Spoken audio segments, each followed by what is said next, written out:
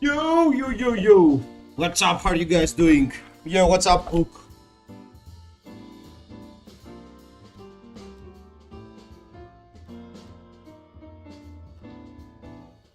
I had the mic muted. Hello, guys. So, how are you doing? We are so back. We are out. Hi, Hook. We are so back. We are so ready to tackle the new meta game. I'm so excited about Enigma hitting LL. There are so many decks we want to try out. Yo, Lord Piccolo, good morning. Thank you, mate. So, um, there were some decks I was trying to tinker the last time. So, first of all, I played an armory with Betsy.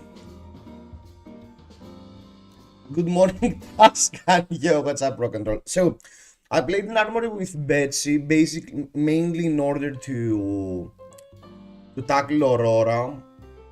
And I don't think you need the sloggism. I made some changes, I'll show you guys. And I think the matchup with Betsy currently versus Aurora is decent. I think you can definitely win games into Aurora. Maybe we need to go with the shield. But the problem I had with Betsy was that all these random shenanigans, defensive, you know, Jarls and Florians and stuff, I don't think you can battle them nice with Betsy. I mean, you're having a lot of problems in order to deal with those decks. Unless you sacrifice the new matchup and you add some cards, but at that point I think Bravo is simply better. But maybe we can revisit the list, and rather than not ignore the new matchup, we can ignore the new matchup, and maybe the list will make more sense to combat these slower decks. Have you gone mad, Betsy? She's finer than she looks, that's all I'm gonna say. I don't think she's great, but she's finer than she looks. I mean, my only problem currently with the traditional Guardians is that even though Victor probably is the strongest one, I think it's a huge problem that you can't run the bunch of D-reacts. But probably Jarl is pretty much the straight up answer. What makes it better than Bravo? Your attacks are much cheaper. Much cheaper. And I mean, it's much easier to set up 2-card plays. I mean, you have Tunic, one of your cards creates a Vigor, and you have the Valachai, so it's much easier to block with 2 cards and do a 2-card annoying play. Or Bravo needs to keep 3 cards to do that. That's the big difference. But anyway, what I really wanted to test out today, Bravo Aura is pretty fun. Okay. I mean, I tried to build a list, but I played a few games into Aurora and I got depressed. I mean, I don't think you stand any chance as Bravo into Aurora, unfortunately. I mean, sometimes you do Bravo stuff, sure, but I don't think Bravo is a good hero to combat Aurora. So maybe the current only good Guardian has to be Jarl. But we are not here for the Jarl. We are so back. Get your hats on. We are so back. We are so back without Enigma around. We are so back. It's time to play the New Horizons build once more.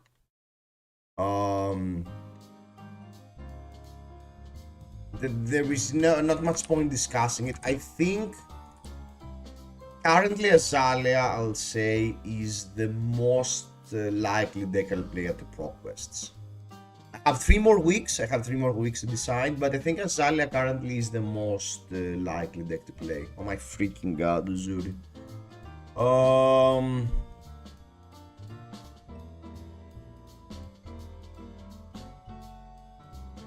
I'm starting with Brute, Runner, and Kaio. They're probably mid, but doesn't matter just much.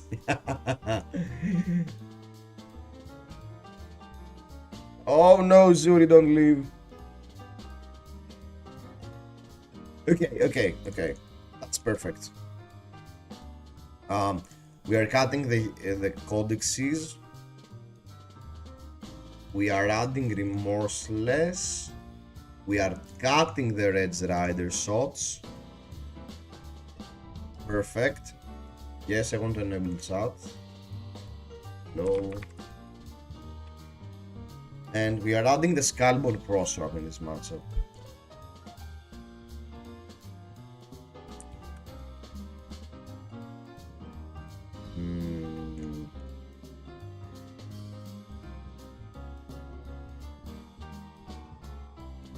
Okay, let's go. Whoa, we are playing good heroes, what a day. We were just here discussing about Betsy. You clown.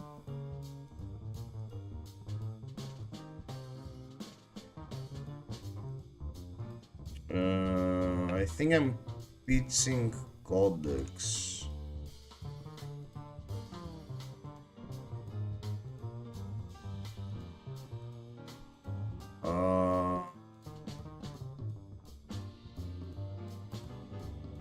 Yeah, okay.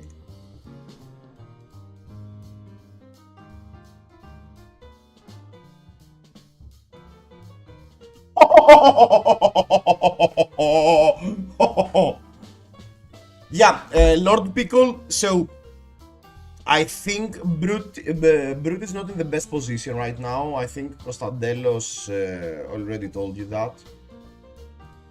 But you should...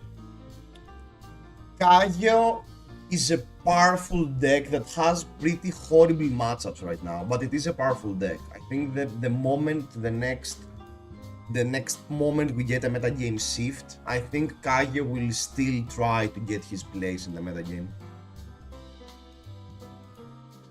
Codex of Inertia, baby, yeah. Skilled. Guys, I am a professional fatigue player. Of course I know how to dominate turn 0. Rock and Roll, I've been telling you for the past week, this deck is broken. With broken R. We opt...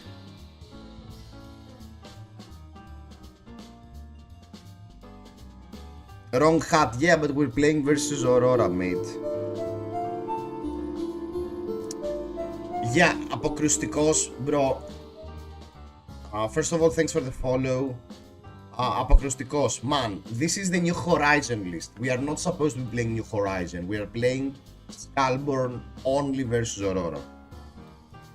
So that's why Scout the Periphery. I see you play the wrong list. No, I don't play the wrong list, you clown.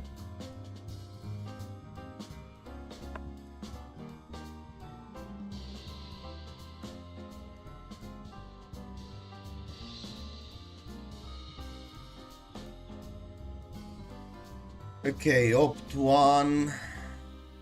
Take aim. I don't think I even care about take aim for next round.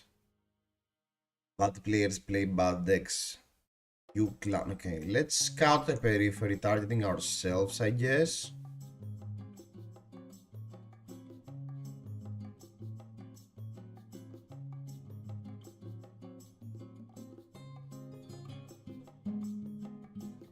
We have a searing shot. Can you see? Oh my. It's broken.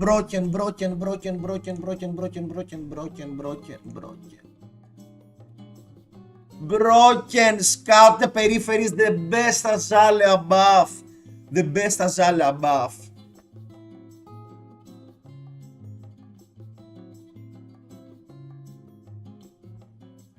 Who said Azalea was not favored into Aurora? Who said that? Guys, if you want your pro quests to be free, simply play Azalea.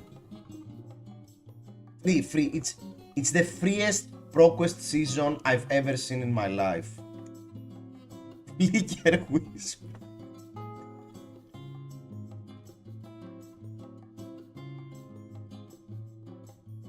No, bingo, don't jinx it. No! No! Oh my freaking god, that was insanely... Dude!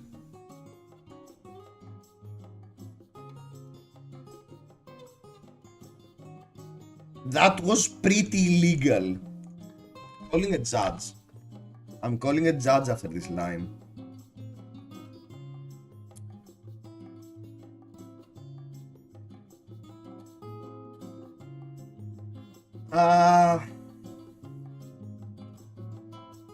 Yeah, Quiver, they had the second Sigil of Suffering, so Quiver wouldn't prevent it. And I didn't have that powerful hit effects. Yeah, Frailty here would be fine. Maybe I should have thought about Quiver, but the second Sigil of Suffering made it. There was no way I could play around. I don't want Snatch to go through, but I won't be able to play Red in the Ledger if I block with Bolt and Shot. I think I still attempt to block. I think I still want to attempt to block.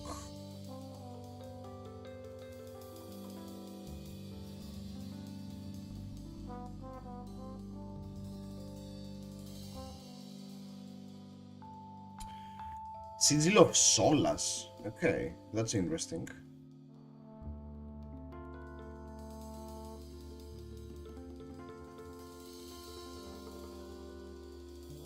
Erathorn knows that Azalea is a defensive deck.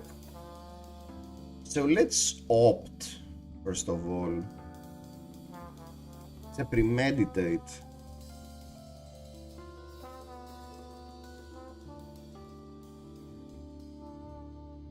Okay, we can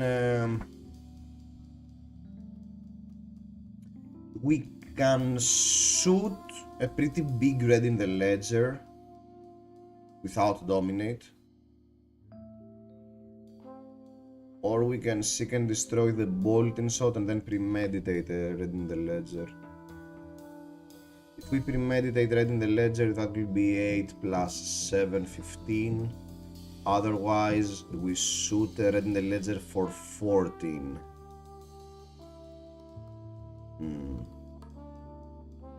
Okay. I think but we might get hit by Purgatory in the bolt and shot.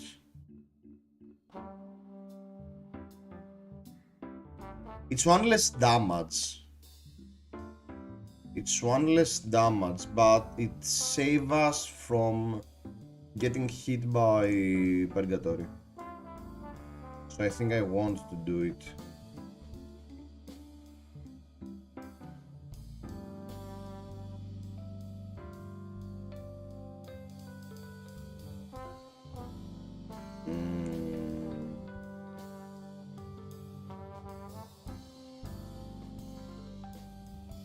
Yeah, that's the second codex we sent to the bottom of the deck. I don't love that. I really need to play a specialization.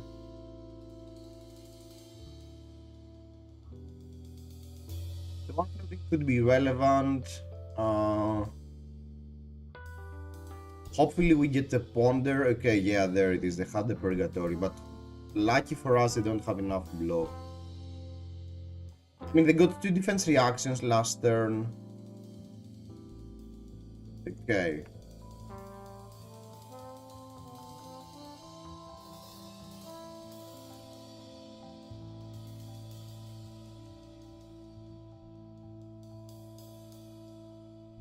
Discharge into something for 7. Lightning Surge for 7.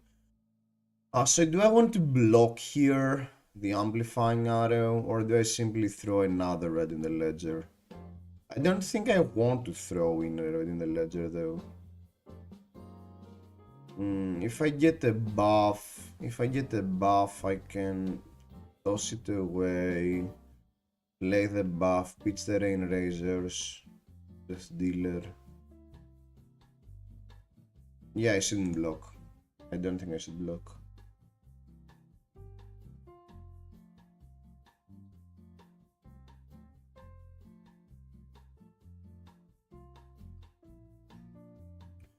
Okay, opt 1. Lace with Inertia.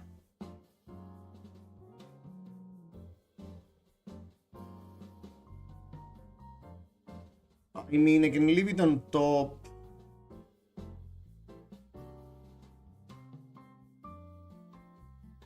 I messed up. I think I should have simply blocked and throw a huge arrow. But now let's actually do it the hard way. Let's simply get a lace of inertia.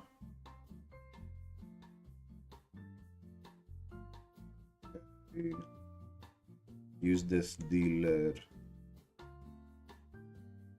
Okay.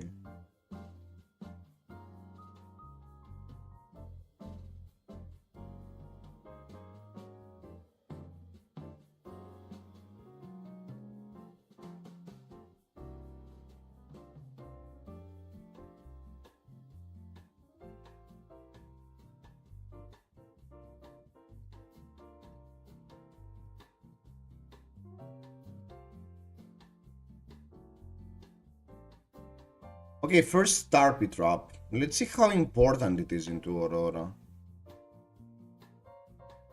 It's easy for 4.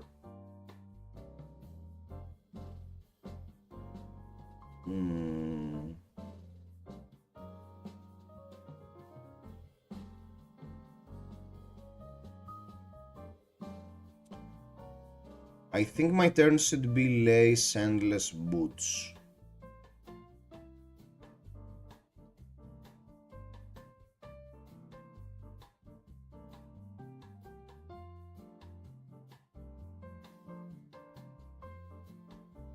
And I should keep knock for next turn, actually.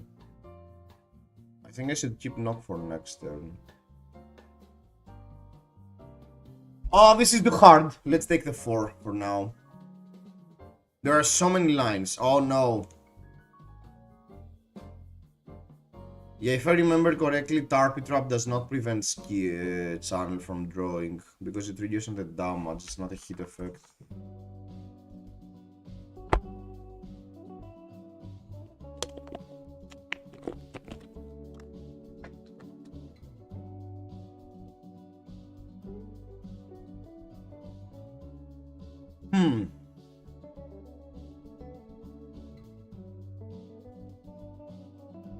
I think now I should definitely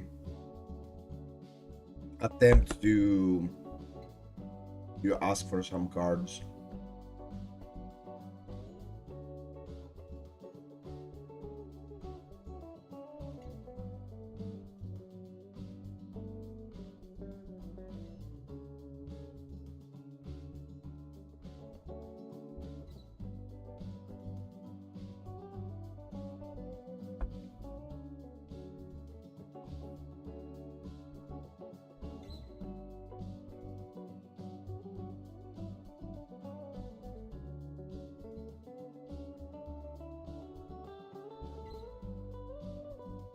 That only makes sense if it's a flicker, right? Yeah, electromagnetic.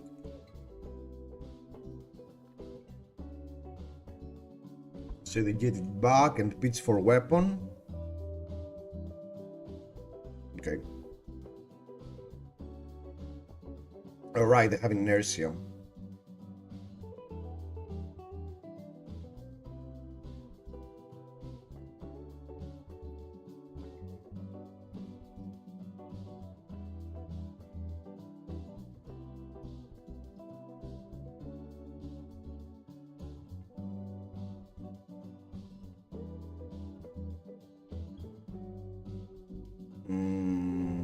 Red, hero power, lace with blood rot, red for 8. We didn't have tunic up.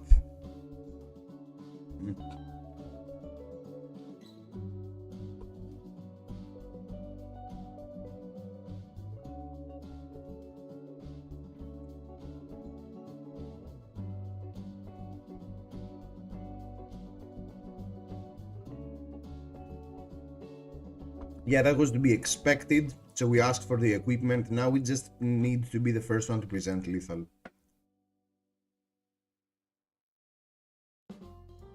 I think what has really annoyed us this game is the fact that we kicked away both our codexes.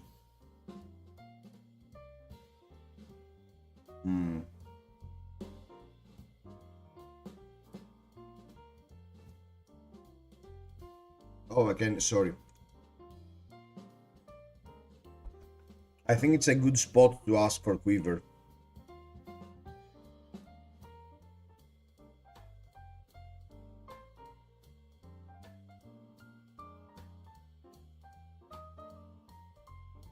Scar for a scar for 4.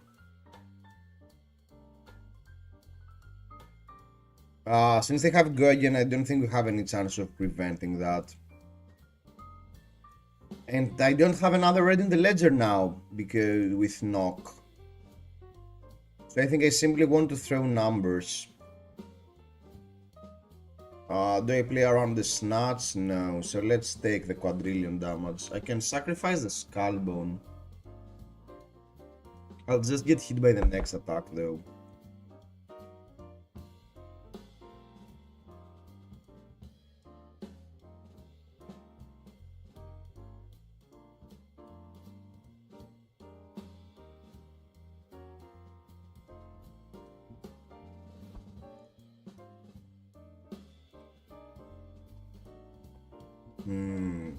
If they had the channel, that was really unlucky.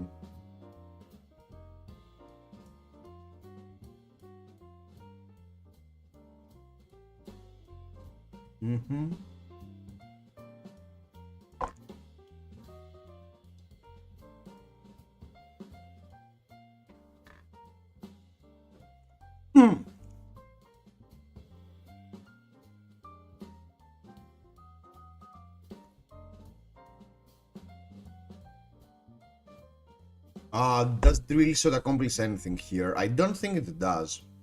And I don't think I care about dominate.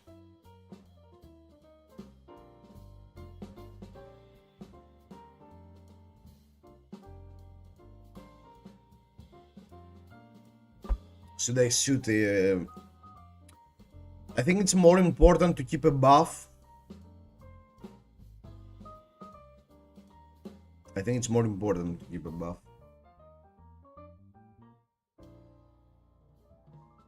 But can I win the game off? I think I need to find Codex. I think that's my only out. I need to find Codex. But our tempo game has been... okay. I don't mind that.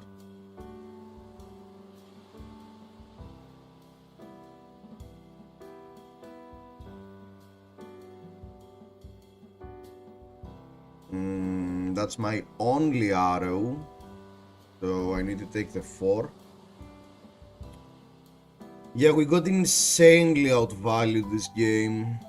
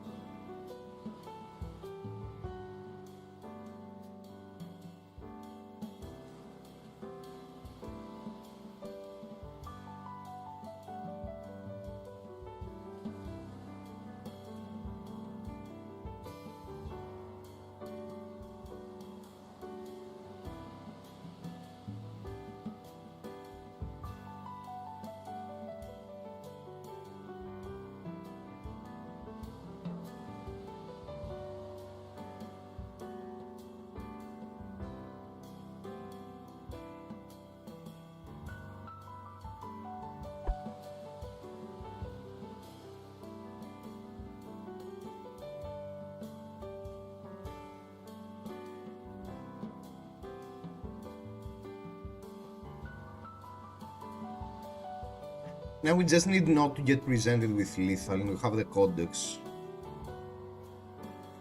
Okay, then, okay, take the 1, block 3. Yeah, I don't think we could play around the press. Game.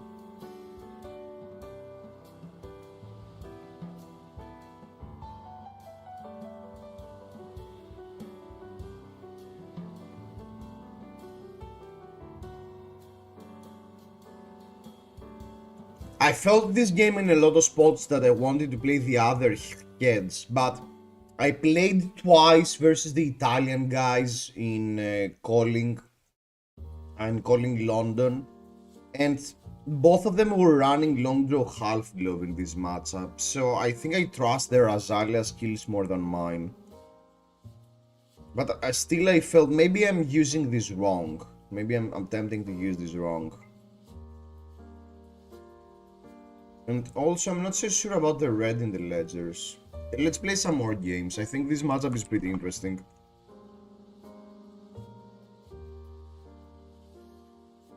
If Auroras are run warmongers, it makes sense, but do they? Do they have any reason not to in the current metagame? Yo, what's up, Belazul?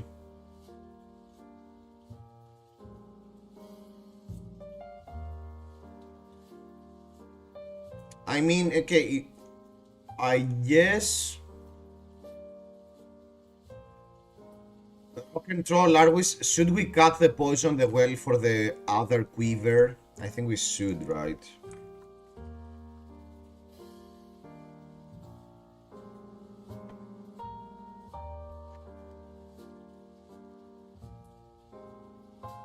I also have trouble for gloves against Aurora with Riptide. Who is running poison the well? I am. Dorinthia!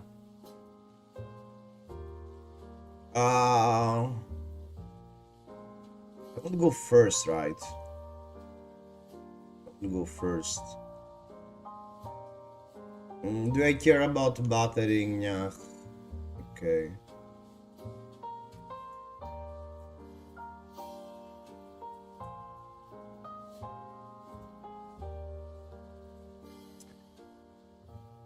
Hatchet Dory. I don't have a Nado.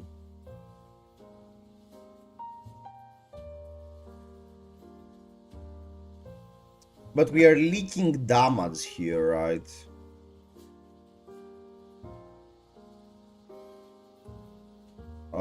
Drill shot. Reload. Hero power. Seek and destroy. Drill shot.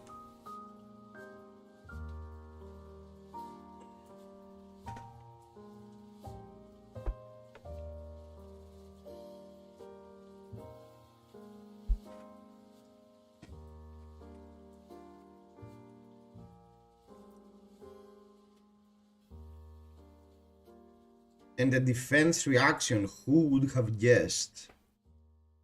Okay. We got 2 points of armor, turn 0. That's not irrelevant. Perfect hand. Perfect hand. Perfect hand. They're dead. They're dead. They're dead. They're dead. They're dead. We won. They're dead. Good game. Good game. Good game. Good game.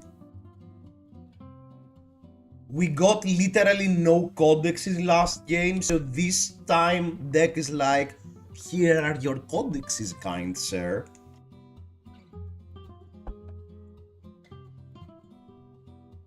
Oh, Goblet of Bloodrum Wine. I love this card. I really love this card. Yellow Hit and Run. Okay, yeah, they don't have a great hand. Hatchet. I can't get the value of preventing the Braids Forge Bracers, but I think they care much more about creating a second Vigor. So I think I need to keep my hand, because if I get a buff here, I need everything to play my turn, so we should take 2. The only problem is that if we get an arrow, we might miss some value. We might lose a card. The codex. I think we just pop Snapdragons though. Oh, they had another hit and run. Oh, they do a third attack. Okay, that's interesting. Yeah, so Codex is going to hit them at least.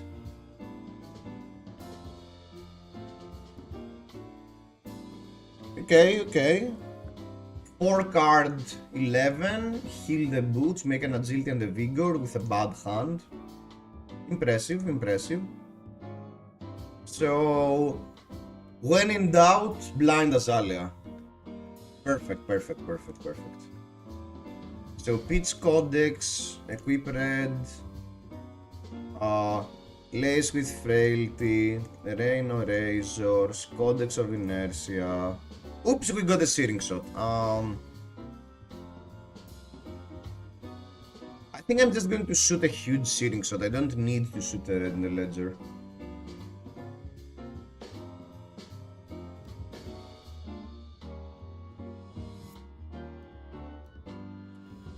Or I can simply shoot both of them, I guess. It will really depend on how they're going to block the searing shot.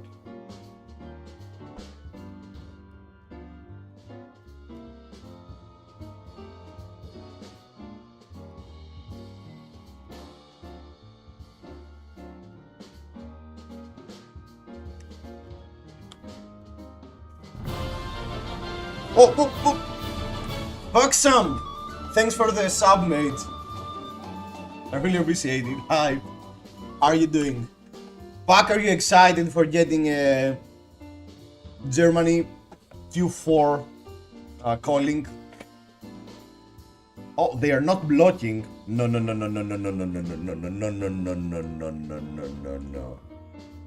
we don't do that here. What do you mean no blocking? Why you don't play Guardian? What's wrong here? Come on, mate. I mean, just wait for 3 more months. 3 more months. We are so close to the Guardian Mastery Pack. Just a few more months and we are back on track with Guardian. I mean, I made a Bravo, it was horrible. I made a Betsy, it was fine, but can't beat Florian. Jarl probably is the way to go. But Jarl is still good, and Florian is a Guardian too. Florian is definitely a Guardian.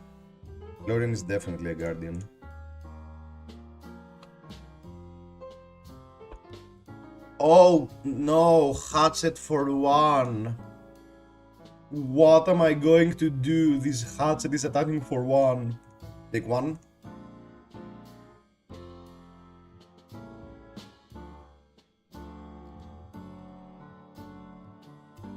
I have a pro quest this weekend, don't know what I'm gonna play.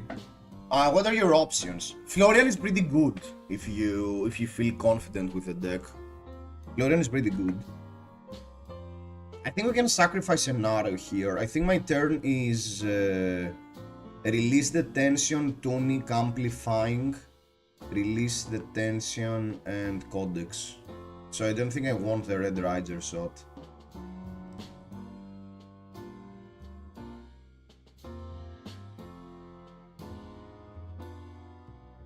Jarl Florian, no, maybe Fang. I think if your metagame has a quadrillion auroras, I don't think Fang is a good choice. Unfortunately. Florian sounds like the best deck, but it will really depend if you want to play mirror matches or not. So release, get tunic. What version of Florian do you feel is better, OTK or mid-range? Taking mirror into consideration. So I know that the OTK version has an edge in the mirror match, but the problem is, does it? The glide path. Sorry. The thing is, do you lose a lot of points versus other decks? That's my only problem. If you don't, I think the OTK version in theory is better. But I would attempt to play OTK with a good plan for the sideboard. Too many versions of them, that's the problem. I think I would prefer to play mid-range Florian, but with a pretty good plan when faced into the mirror, mainly to face OTK. Meaning, I would most likely put in my deck the Tiara that makes Rune Chance into Spell Void, and have a small package to also try to go big when faced against another Florian. But I think the mid-range version is much better because you don't get punished as much. because that's the thing. All the decks that want to really punish the super slow decks really destroy the OTK version. And by that I mean decks like Mechanologist, you know, Azalea is a prime example.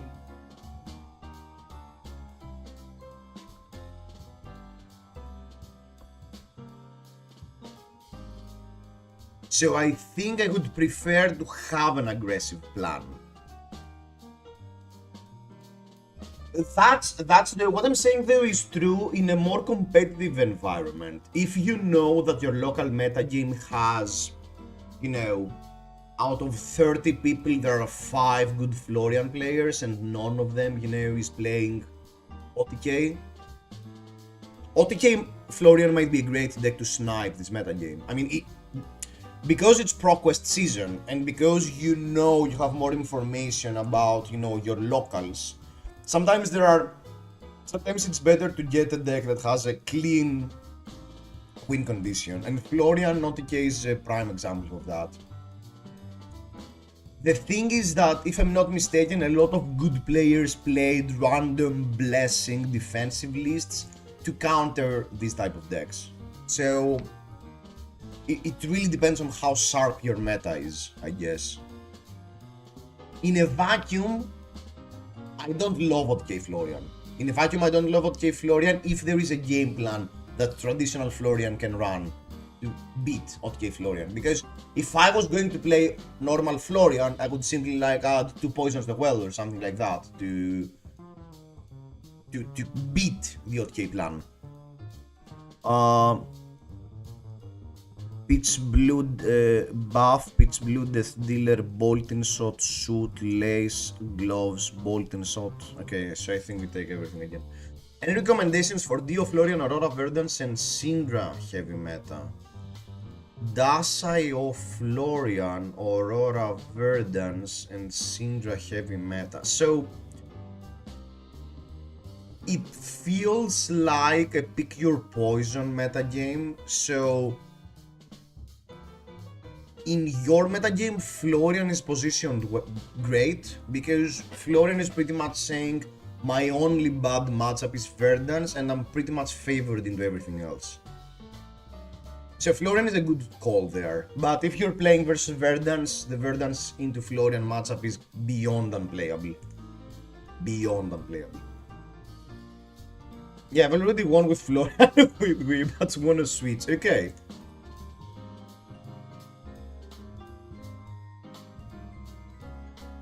In theory, Jarl is good good in these type of meta games, but I don't trust Jarl being a good enough deck. Prism is playable. Prism is beyond unplayable into Florian. I don't think you can ever beat Florian as Prism. I mean, I think like it's a 15% or something silly.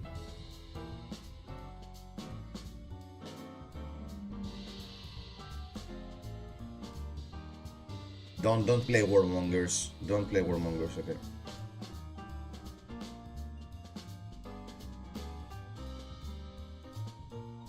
Yeah, I wouldn't trust Prism.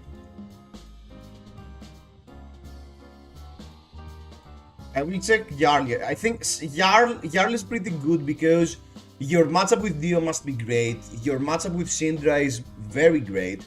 Verdance most of the time struggles with 3AB decks that have interaction, so these 3 matchups are pretty good.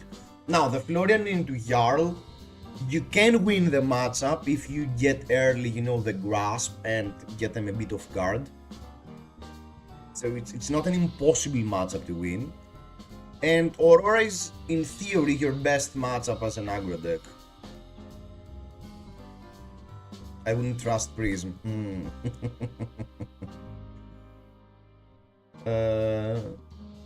Yeah, let's Bolting Shot.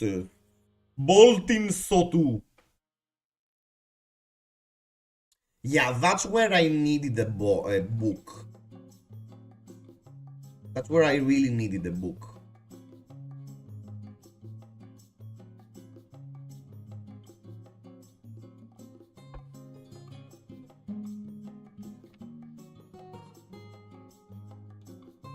Come on, rock and roll. Prism sounds horrible right now. Let's be real.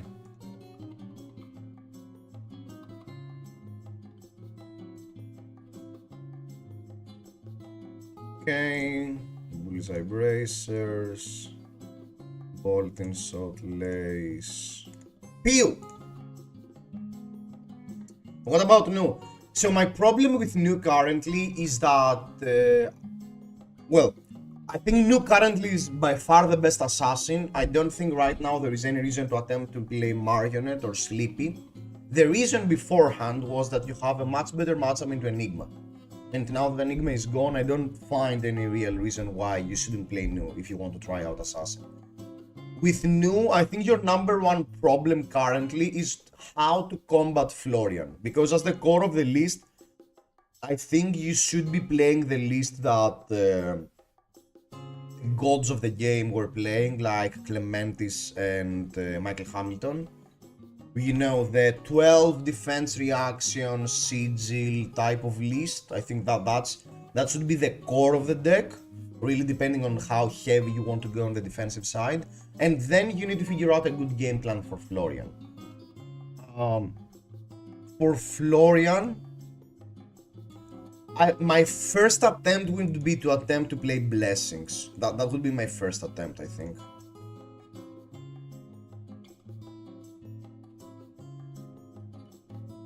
I don't know if that's good enough. Maybe it is. Maybe it's not. But I would attempt to run Blessings into Florian.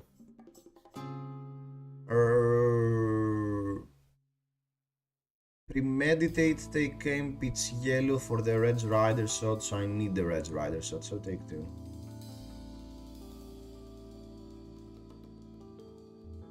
It sucks when you go to defensive in deck. Every time I have more than 6 defensive cards, the deck doesn't work. Yeah, that's a very traditional problem, but unfortunately sometimes it's the way you need to combat the Auroras.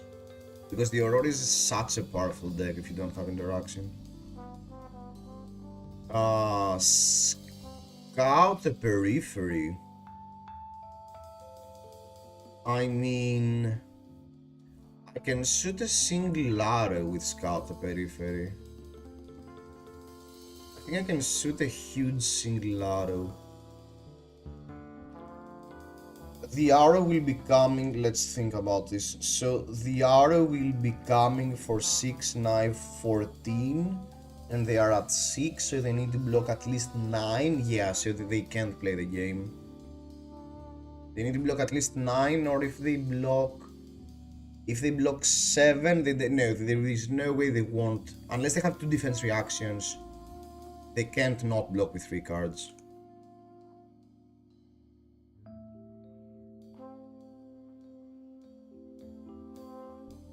Scout the periphery.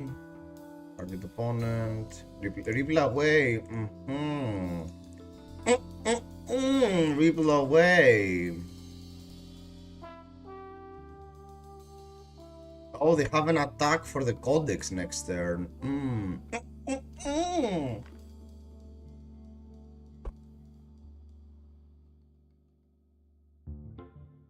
I'm so lost to what to play as an Enigma Guardian, mate.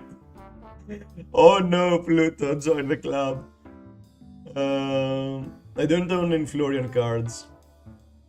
Yeah, I mean, we just need to chill for about a month and then play.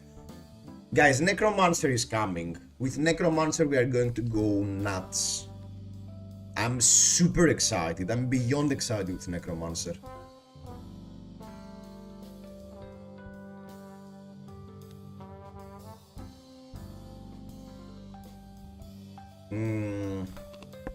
Buff, knock.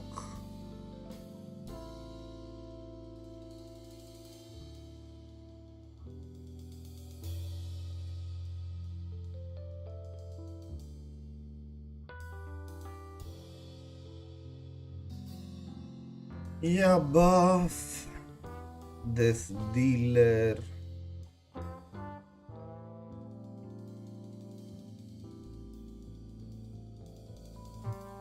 Buff.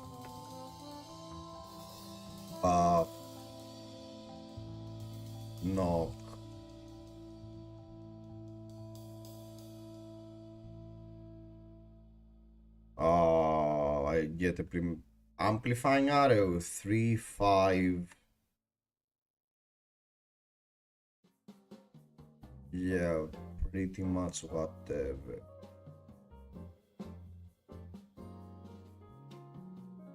Pew!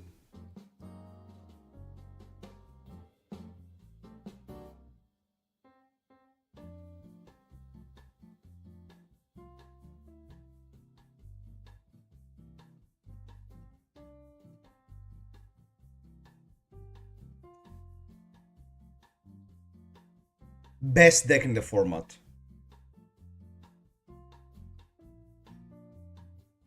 I guess later we will play some more games with Azalea. We're going to play a few games with Mechanologist, and then we're going to build a Guardian.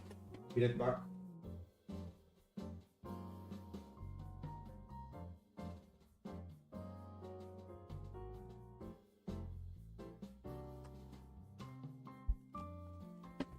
Okay, let's go.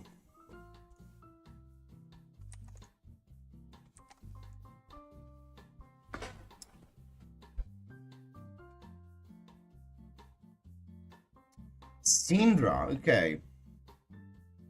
I'm not so sure if what I want to do versus Syndra. I guess the Codex of Inertia is not that great into Syndra, so maybe I want to transform into Scalp to Crosswrap.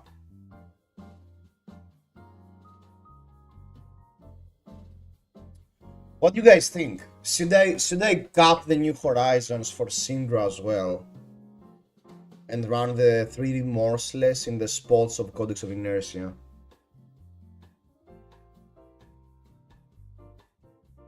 Because Tarpitrap...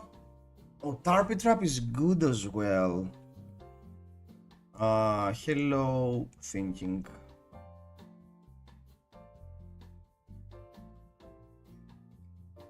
First of all, let's get the Quiver. Okay, let's attempt to play the game without changing anything. But I want to add Remorseless.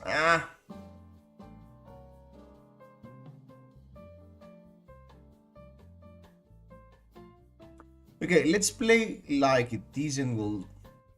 Okay, I'll trust my instinct. I'll go like this. I think that makes way more sense.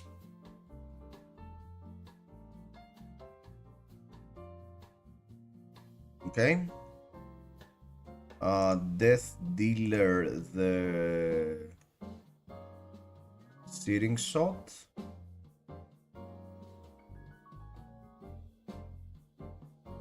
Knock. Red. Hero Power. Red.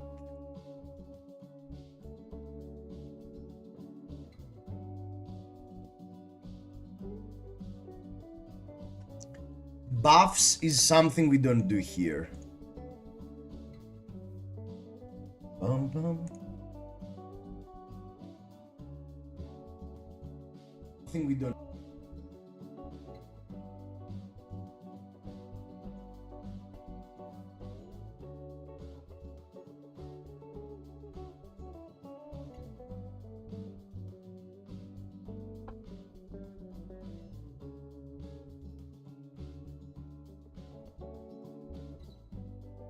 Okay, we hit them with red in the ledger and they didn't really care about that. That probably means they have a command and conquer. Oh, kick away the hand to get something more interesting. Okay, I see. The problem is we are oh, I should have used the other arms. We are expecting... Oh my god, that was a huge mistake. That was a huge mistake. I mean, we are expecting Warmongers from Syndra. That's the main reason to play Syndra right now is the fact that you have Warmongers. Quadrillion buffs right in the ledger. Quadrillion buffs right in the ledger, yeah.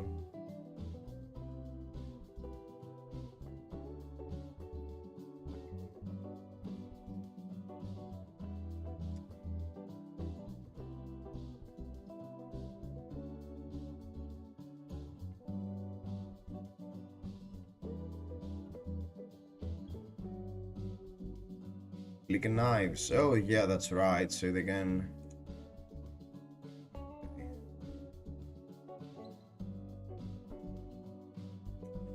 Should I do a value game? Here we have the option of doing a value game or doing the disruptive play. I think we should keep doing the disruptive play.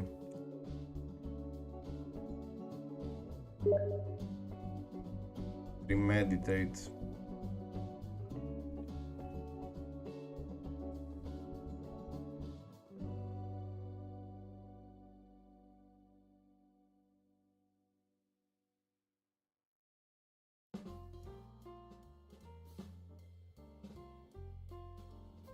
I think we need to keep doing the I think we should keep doing the disruptive game while they have a high life total.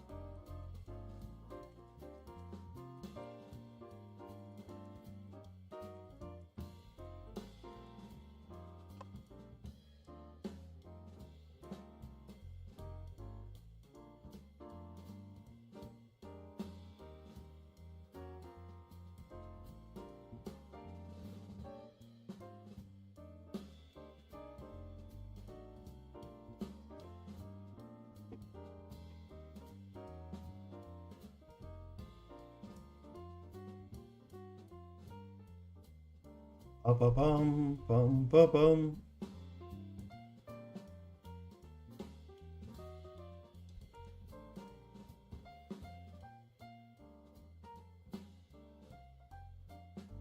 Yeah, that's the thing now. They need to block 10 or something. Oh, they had the loyalty beyond the grave. That's good. Attack for 4. Yeah, that makes a lot of sense. So we are barely winning this trade. So we are hoping for Codex to get us out of here. Oh, we have a good hand here. Yeah, I'm never blocking. Frailty is great. Unique.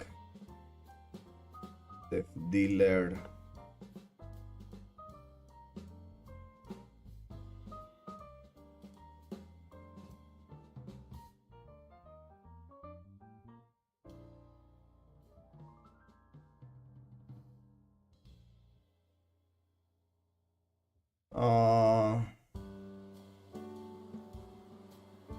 I don't have Rain Razors.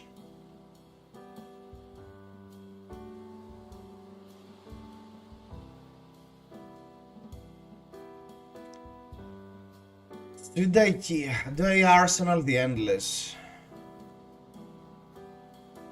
I think I will Arsenal the Endless in order to mainly play around the Warmongers. Ignite. Take 2.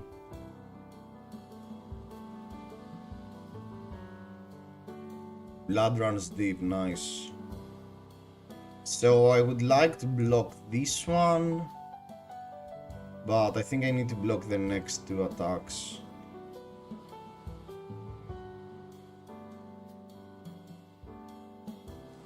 Oh, running Renegade. I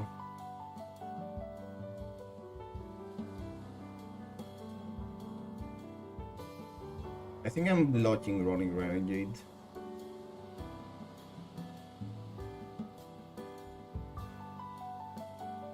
Okay, we're getting flicked, so Mask of Momentum is still active.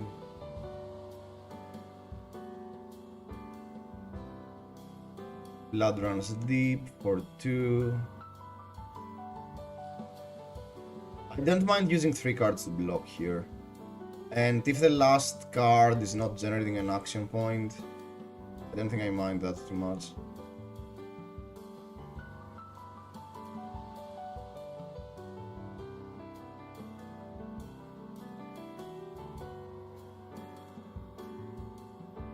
Another Blood Runs Deep for 2. Yeah, sure. There you go. I think right now we're just looking for a Codex.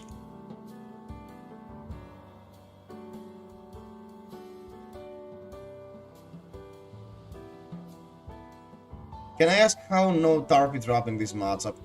I'm not so sure about the Tarpy Traps. Maybe it's just wrong. Maybe it's just wrong. Maybe you are supposed to run Tarpy Traps.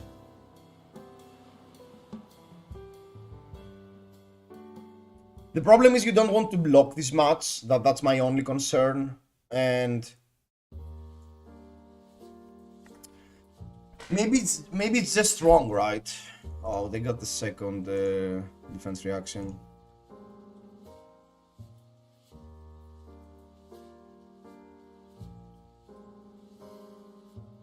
I'm not so sure about 3 Tarpy Traps, but maybe because we go with a Skullbone Cross-Trap line, maybe we should be cutting 1 or 2 copies of Red Rider Shot and simply adding 2 Tarpy Traps.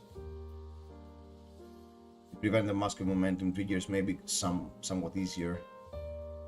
That was a good point.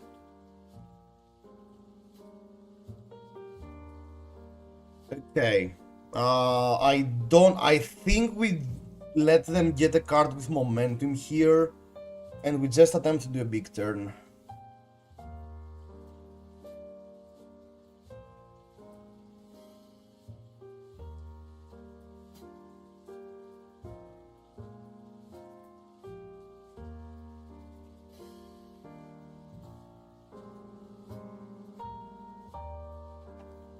I mean, that's exactly how we want this matchup to go. I mean, we want to build a life lead of disruption, and then we want to play a value game. And even though we get slightly outvalued, the edge we have from disrupting them a lot adds up. Because now they did a turn where basically they just asked for a few cards for us, and it didn't really matter. It's a good thing now that they don't have the flick knives up. Ooh.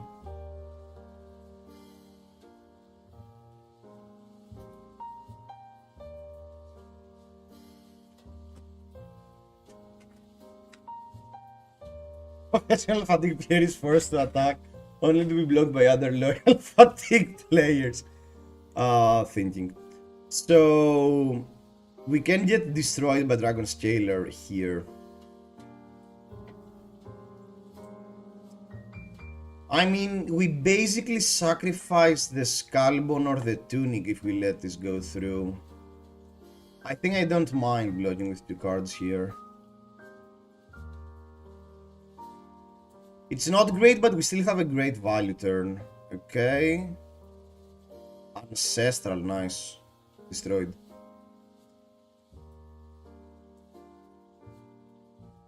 Oh, it's not draconic.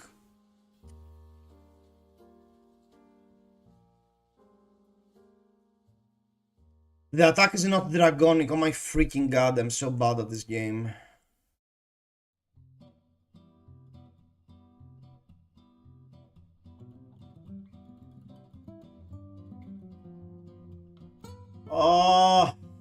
Okay, let's opt.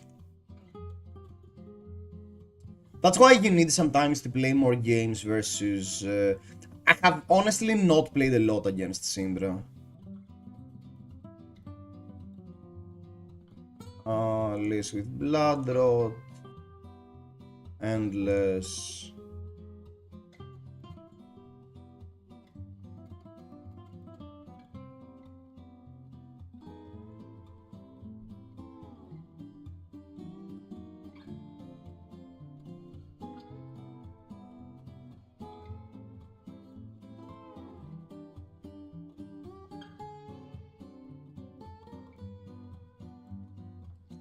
And that's the thing now, we are the first one to ask for cards. I mean, imagine if we hadn't blocked the last attack.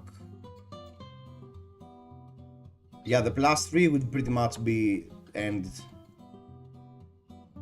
Yeah, the extra buff plus Death Dealer would probably devastate them. And we would simply be at 14. That was a huge punt.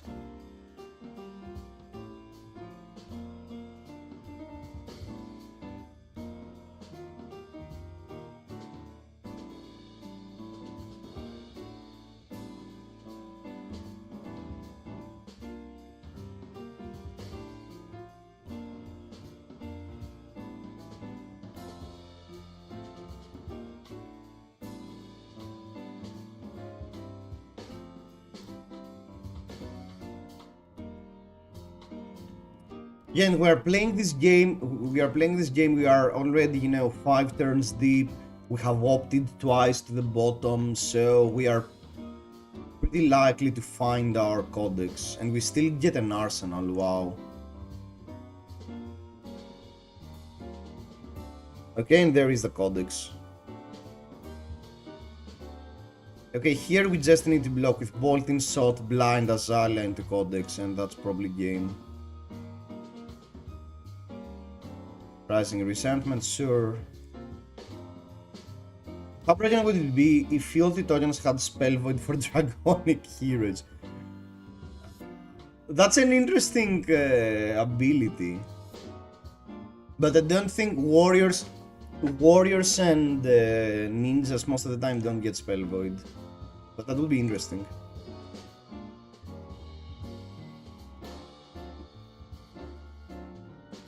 I can't block a breakpoint here. We just need not to get threatened lethal. That's the only thing we care about. They haven't made a field this turn, so the 044 is not getting Guardian unless they have Guardian in Arsenal. Oh!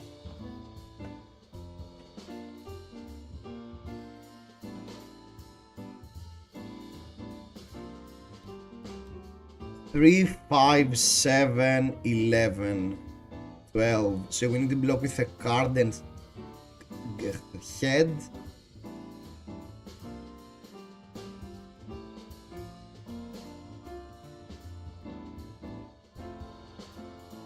We need to block with a card and head. And go down to 1, or we block with the released attention as well. Okay, let's block 3.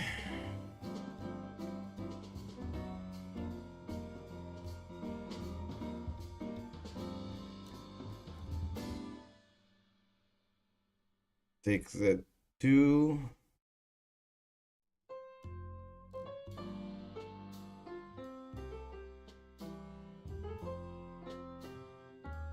I think I'm blocking with Codex.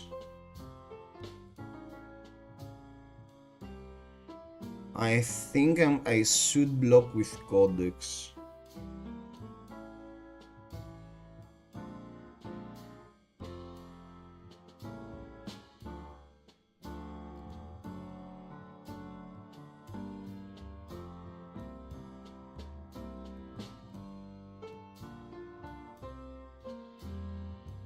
Oh, they have a third dagger.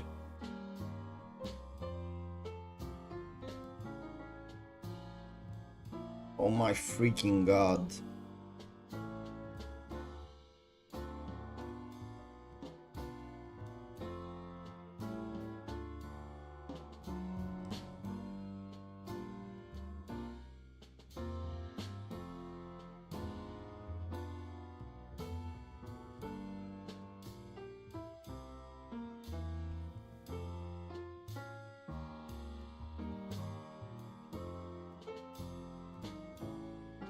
Punk has bad equipment in my opinion, so there is room for nasty things. Badminton not suitable.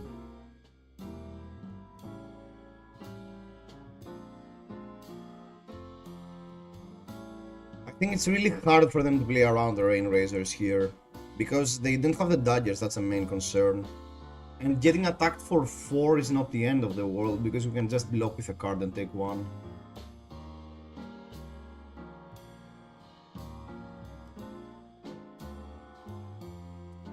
Yeah, Flick Knives, Mask of Momentum blocks up to 9, so they can keep a 2-card hand, but with a 2-card hand and without Flicker, I don't know how easy it is for them to end the game.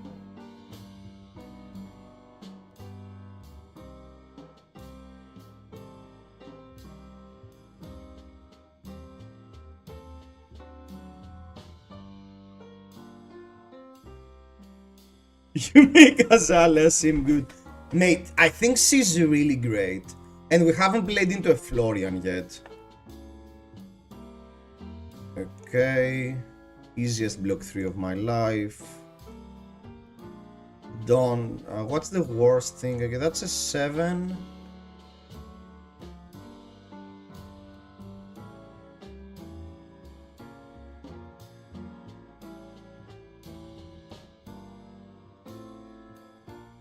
Do I blind Aza here or do I simply buff? I think I blind Aza.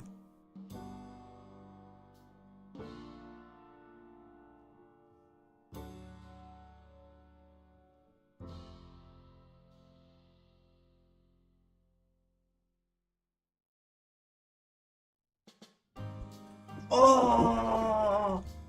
Oh! Genius! Genius Gaming!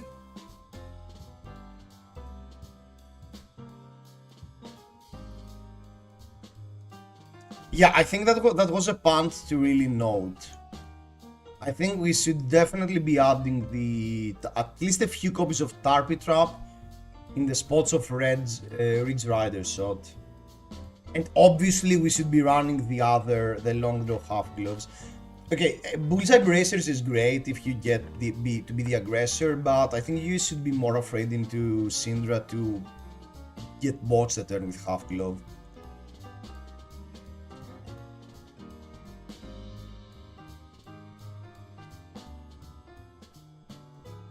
Lorian, nice. Do we go first or second? Oh, I have New Horizon, so I always want to go first. Do I run the Spell Void? Yeah, I do run the Spell Void. I'm going first.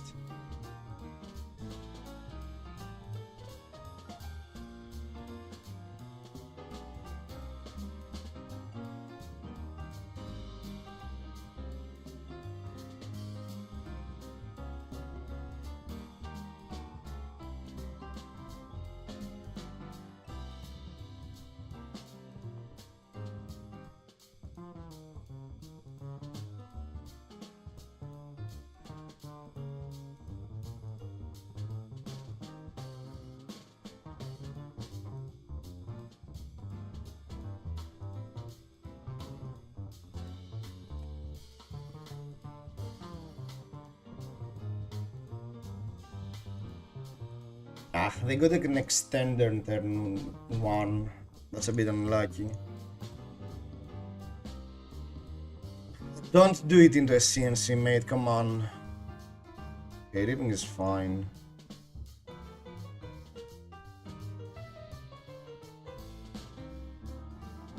Okay, let's open with read the glide path. Amplifying arrow.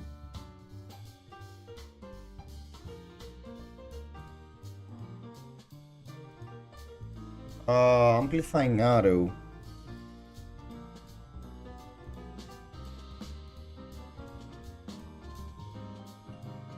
Yeah, I should have blocked with Searing Shot then. I should have blocked with Searing Shot.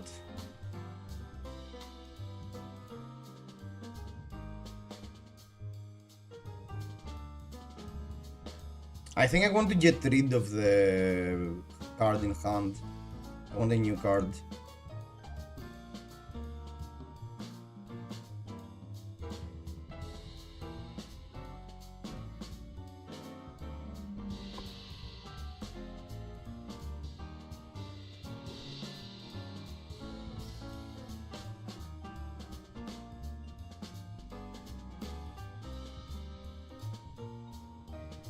I mean, Lord Pickle, the thing is that I played in London, I played versus a lot of guys from Team Italy, from Italy in general.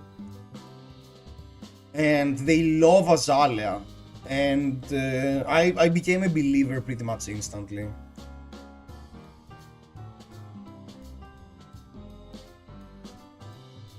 Reclamation, sure.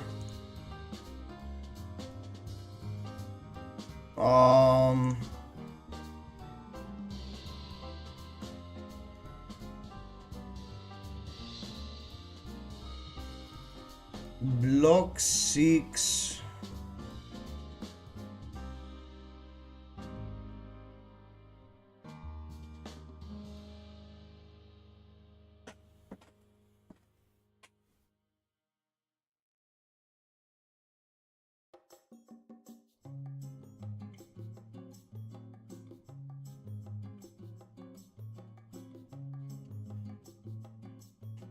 I think I'm supposed to blind Asa here. Blind Asa, block 6, blind Asa. And maybe use Death Dealer. I think that's what I'm supposed to do.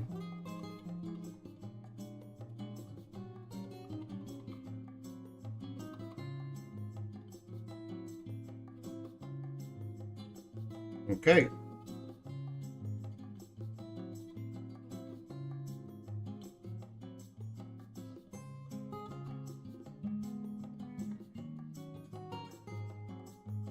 Bastion, that's interesting.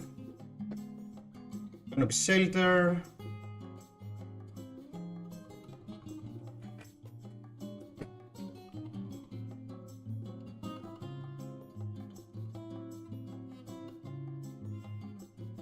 Do I use the Tunic to give the +1? I don't think I do.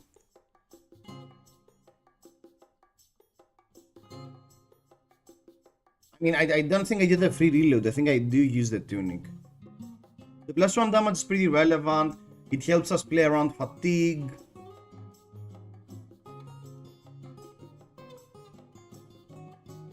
Let's get a -1 on Bark Skin, right? Yeah.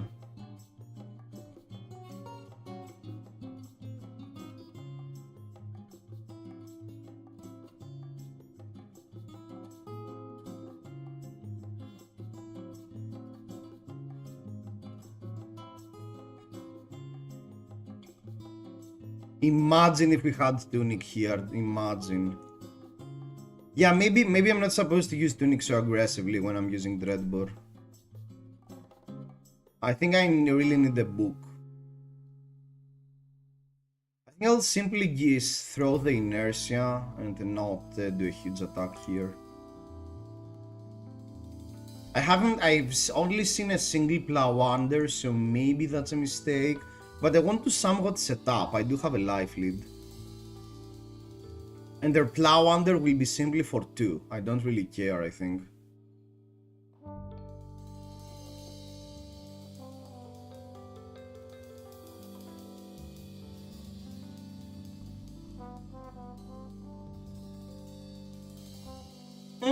That's a good Shelter. Shelter for 1.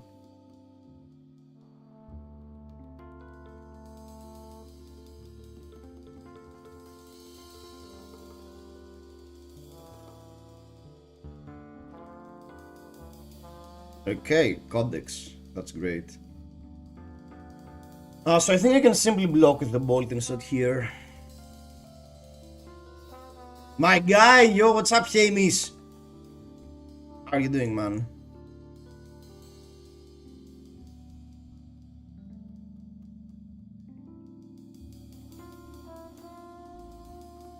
The question is, do I blind Asa that I release the tension?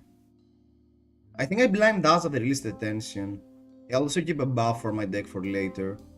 If I get an arrow, I can just fet a red bolting shot. If I get a non-attack, I simply throw a bigger arrow. So I think I always Asa here.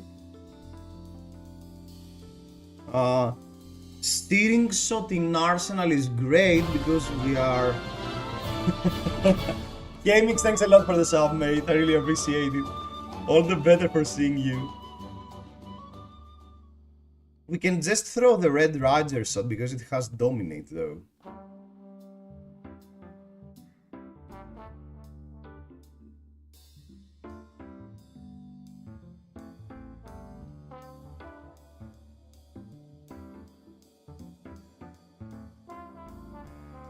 Happy Shelter. If I use Codex here, I'm giving them a 3. I don't think I want to give them a 3.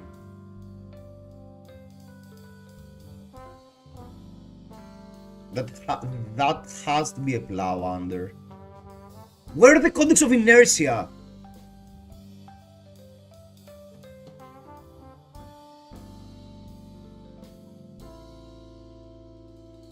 Vantage point, okay. Sure. I'm either playing Codex. There is no. I won't blind us at this one, right? Unless I hit an arrow and we just kill them. So maybe I don't think I need the searing, so I think I'll just cast out the value.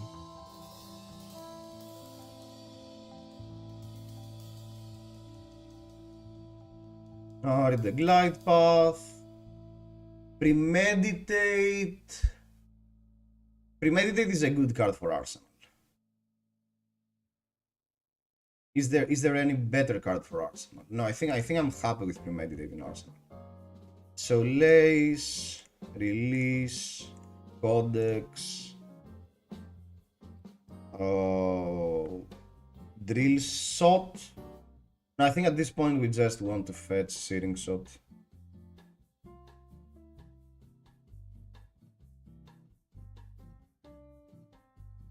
Yeah, I'm giving them a failing, but I don't really care. I mean, we were expecting to get hit by something either way. They can't double Dingo Pose. Oh, they fetched Vantage Point. That's interesting.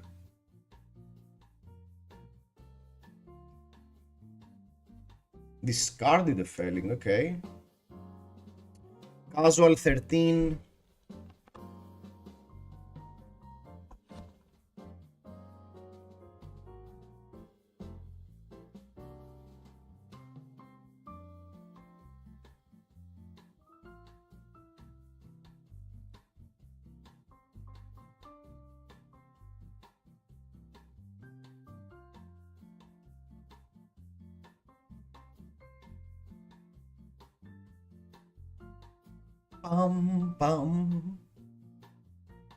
Block 8, draw a card, take 5.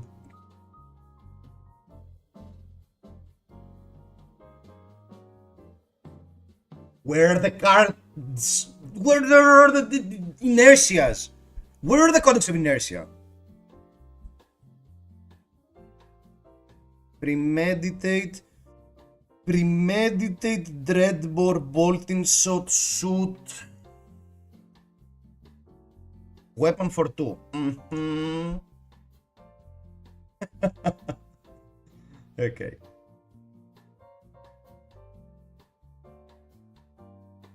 Yeah, so next turn was... Here I think I should have blocked with one card, the Vantage Point. So we would have blocked with Drill Shot, and next turn we had opt 1.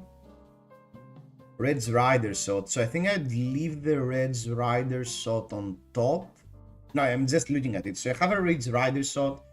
So my next turn was Premeditate, Scout, Death Dealer, equip the Bolting Shot for 10, and they would have 8 block.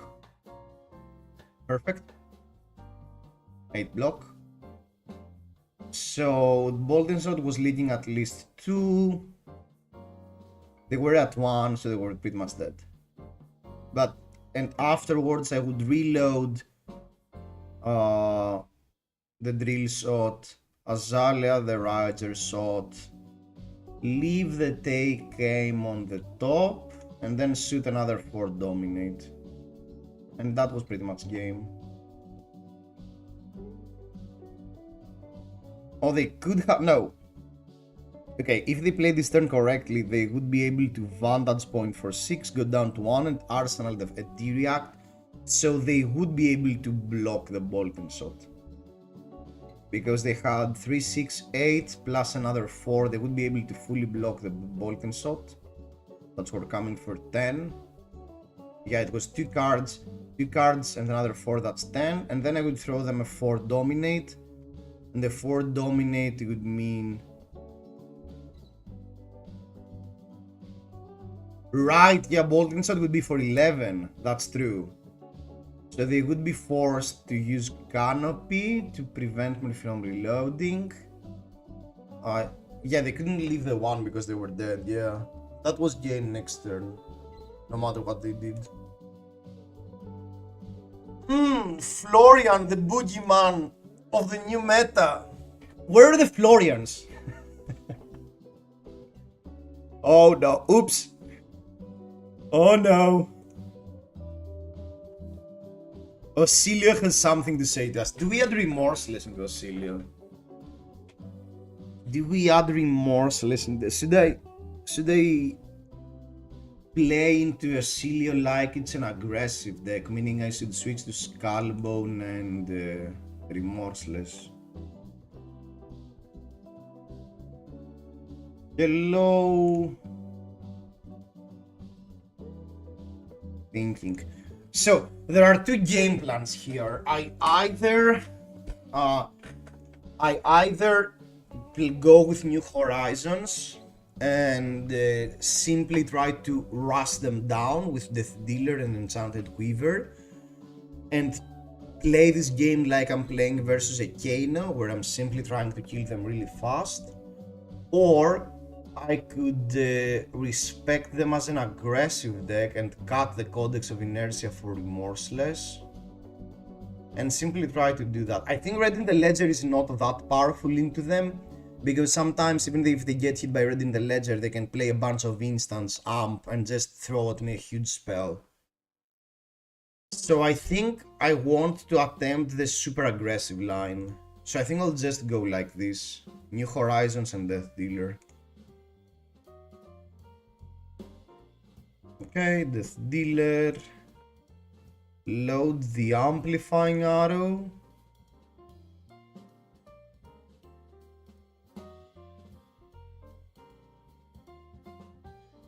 Blind Azalea.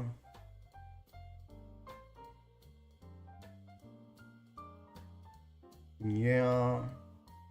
Release.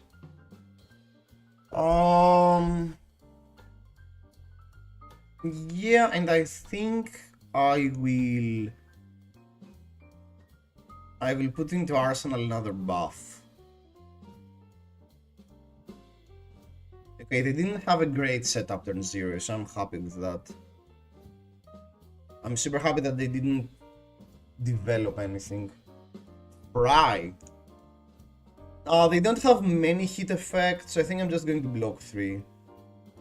In order to have an arrow for Codex. So I think I prefer Searing Shot over Drill Shot.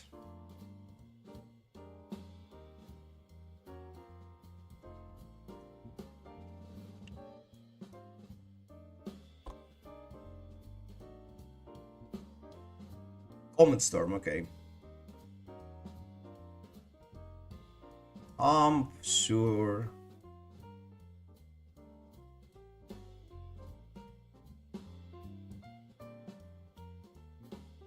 Into Comet Storm for 6. Just taking 6, I guess. Oh, but I don't need the Drill Shot, do I? I need the Glide Path.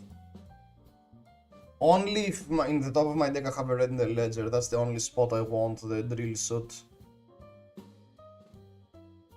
And I'm losing 1 life to take this chance. Ho ho ho, Merry Christmas. Okay, okay, guys, okay.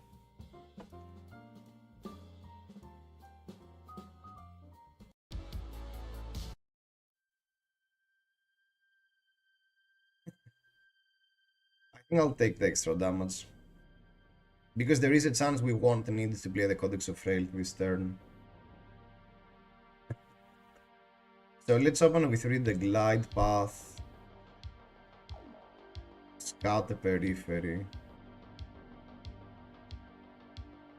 Scout the Periphery is a good card for Arsenal.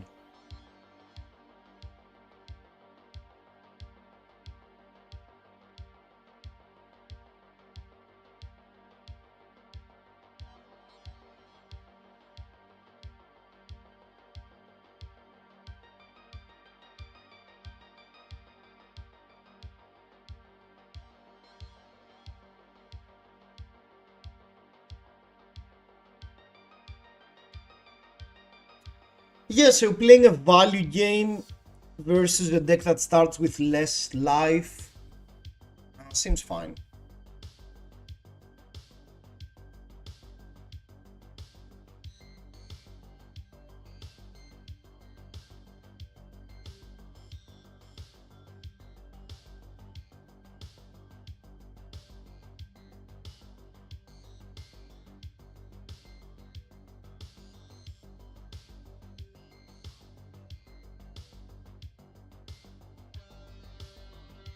Inertia, nice.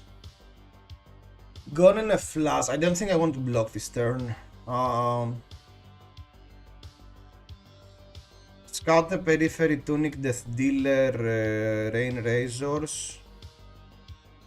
Shoot the bolting shot if I get an arrow to reload on Codex of Inertia, otherwise do that. Yeah, I'm not blocking. No, I don't need the amplifying arrow.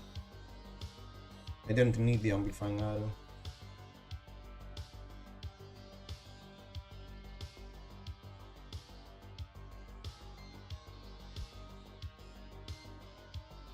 Blink, nice.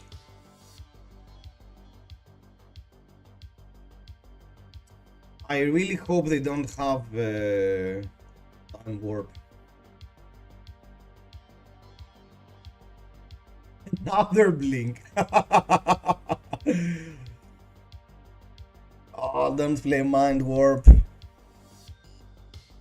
Okay.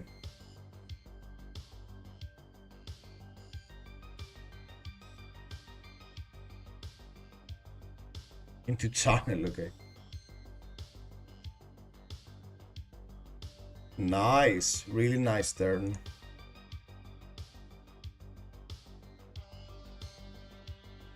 Okay. Periphery, target the opponent.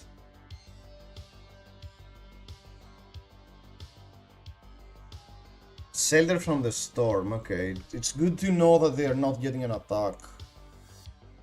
Oh, I'm giving them a shelter to the storm in the arsenal. Maybe I shouldn't play the Codex of Inertia.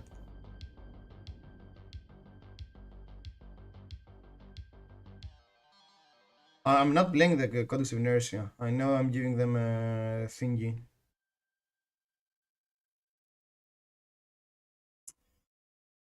Oh, but if I get an arrow, it's way more damage.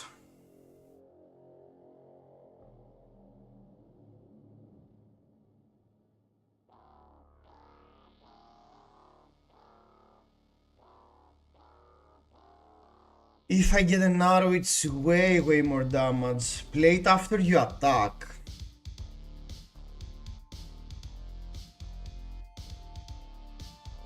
And setups. Oh, right.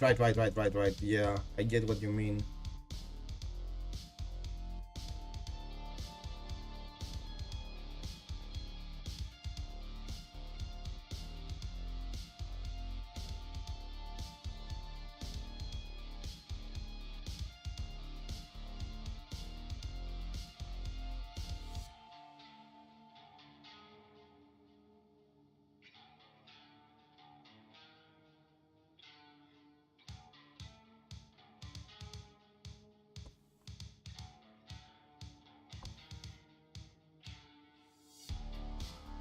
The worst card of our deck was on top, so I'm really happy I didn't play the Codex of Inertia preemptively.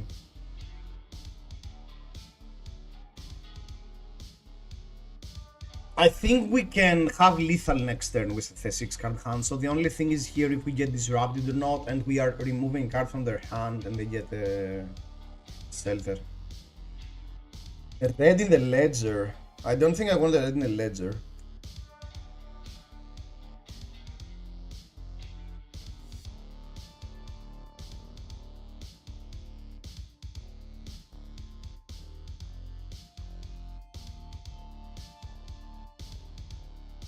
My next turn is Premeditate, is Blind Azalea, Premeditate, block with Bolting Shot, Take Aim, Lace, Searing Shot.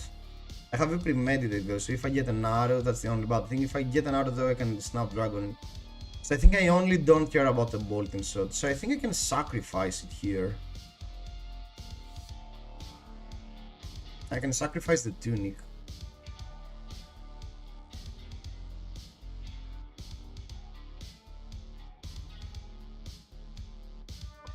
Okay, Sigil, get gun a flashback into the hand. Maybe we won't have lethal then. Take 4.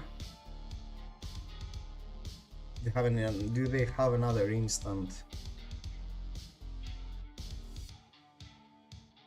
Sigil of conductivity, sure, makes sense. So they need to specifically. Oh, don't play mind warp. Don't play mind warp. Don't play mind warp. Don't play mind warp. Blast to oblivion, sure. Sure.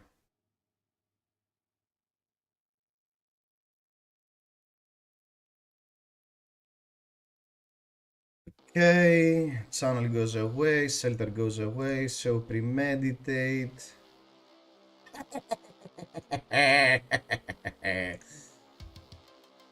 Yeah, so we would premeditate blind as I release the tension, play the release the tension, take aim and throw a searing shot with 4 buffs, that's 12, 16. And they had 0 blocks, so they had to block with mind warp and then pass. And they were dead next turn, okay. They were dead next turn off a knock. Azalea, best deck in the format. Gravy boat. Gravy boat with literally 1 skeleton and no weapon. I love you, Talishar. Mathematician GR.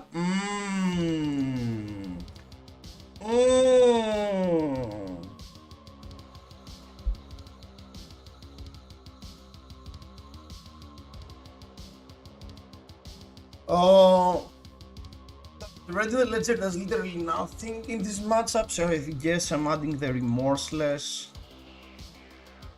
Am I adding hello? Am I adding the dreadboard though? That's the question. I mean, am I adding the dreadboard? Or should I simply try to straight up kill them?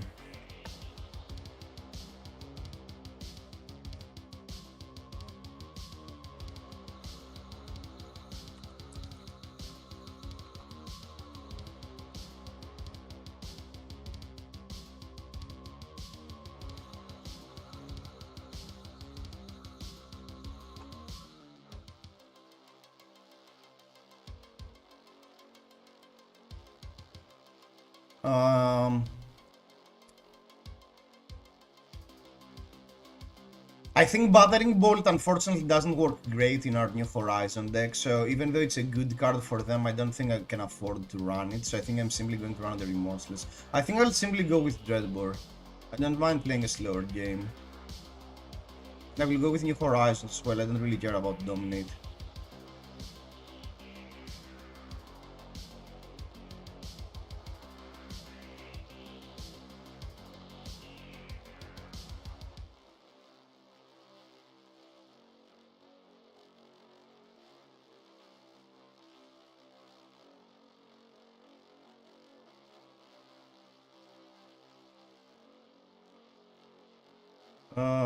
Count your blessings, okay.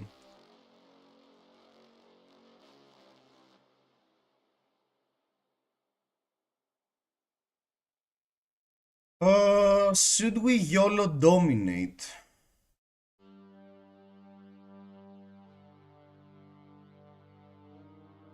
I think we should simply throw a huge amplifying arrow. Because the most likely scenario is that we will be asking for equipment.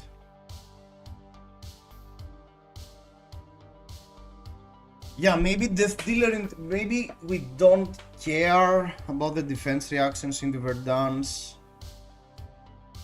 because our deck operates slightly worse.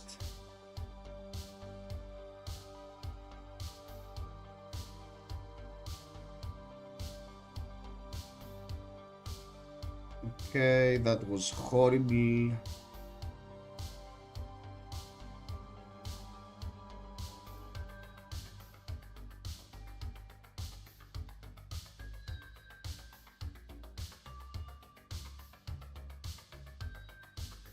I think I prefer... No, I don't want Second Destroy, sorry. Okay. I think I prefer the Blood Rod because I will have an inertia.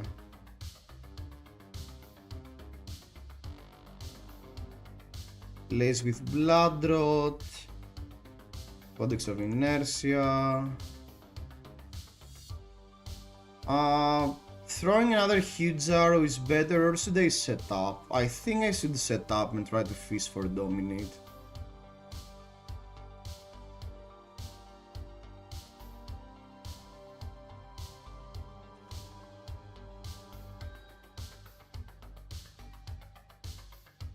Okay.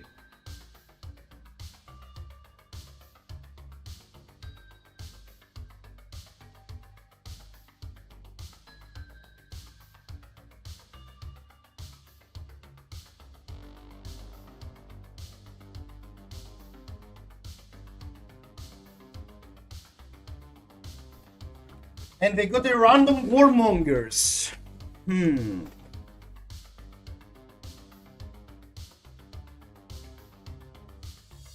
Interesting. I think I'm simply passing.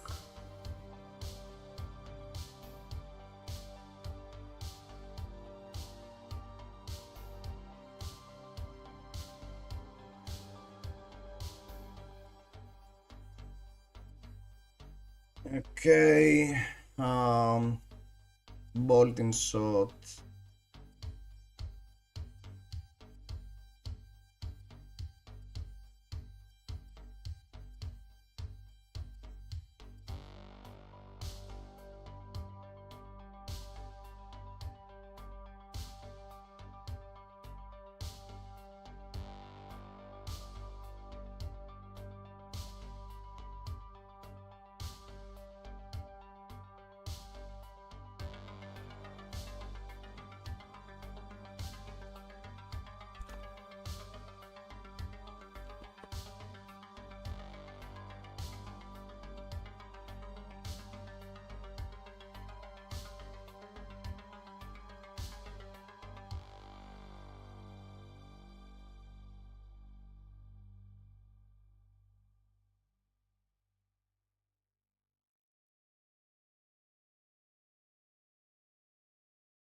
Okay.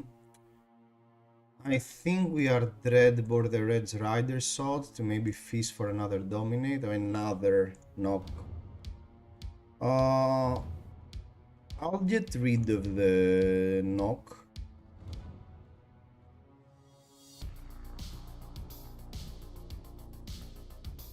And Endless.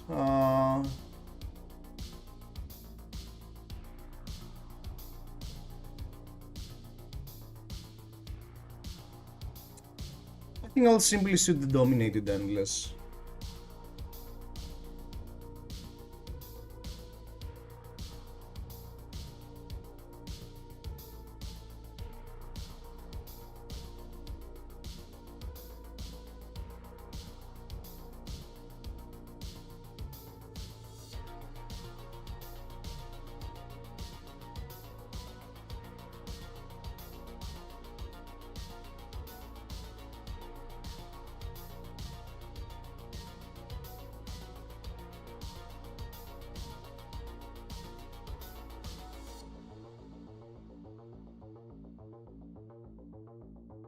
Okay. I think I will simply Arsenal the Endless to kick it away. Perfect. Channel.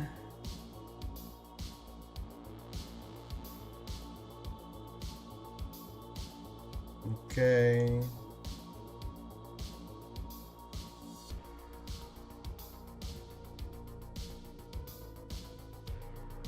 So buff.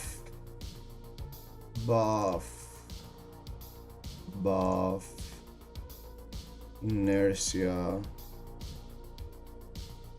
Read the glide path. I don't want a knock. Bridge Rider shot.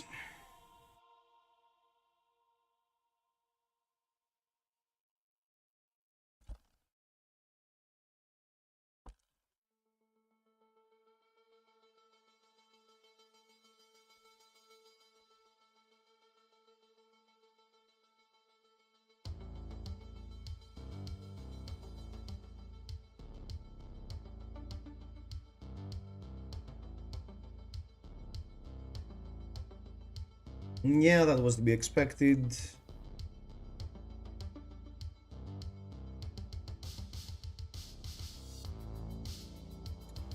I think maybe the random warmongers of the first codex probably has costed us the game.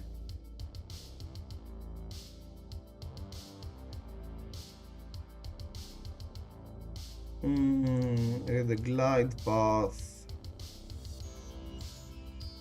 Oh, that's a good card. Rain Razors. Release. Tunic.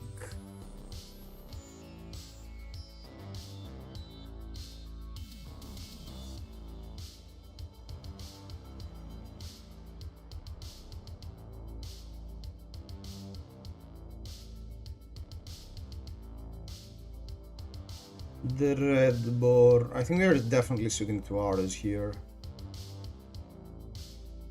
Oh, they don't have a great attack. That's pretty good.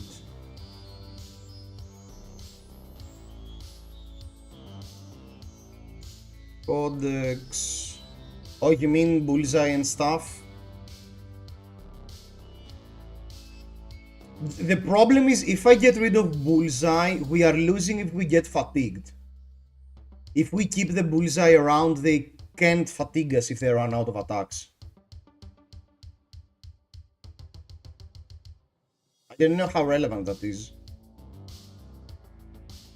If we keep the bullseye bracers around the way they're playing, we maybe get we can't lose to fatigue. It will go into a draw. But if we get rid of the bullseye, we won't be able to do that. It will really depend on how they block the bolt and shot. You think we shouldn't play around fatigue, huh?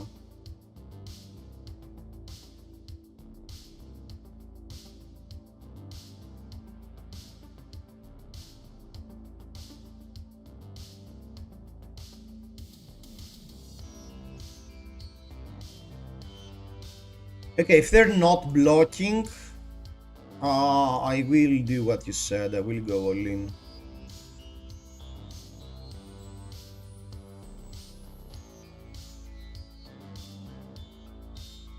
Okay, they block the endless, so that's fine.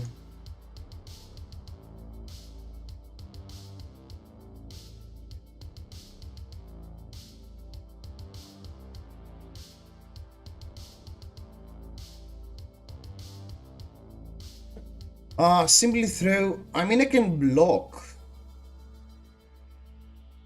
I can block here rather than fish, but that plays bad into fatigue. If Azalea leaves what the deck fills a similar role, the new Ranger, aggro Riptide, maybe, not joking. I guess we can lose. I think we should play with fatigue a bit into consideration. So we should blind Aza here and use Dreadbore.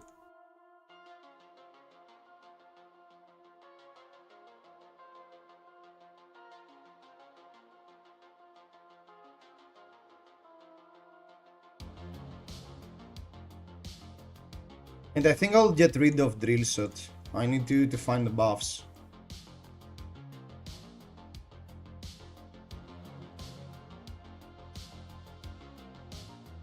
Not aggro Riptide, it's more like Ira. Maybe the new Ranger then.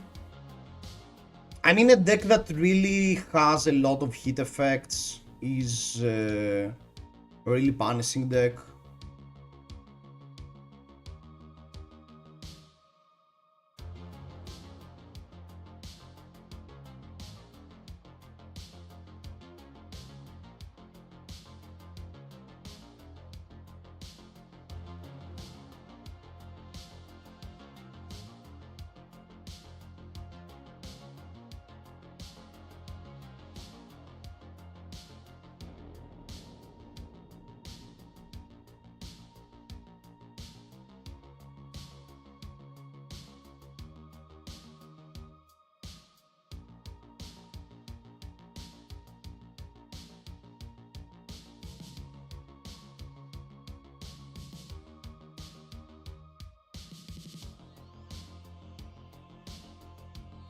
I think I want Bolting Shot in Arsenal.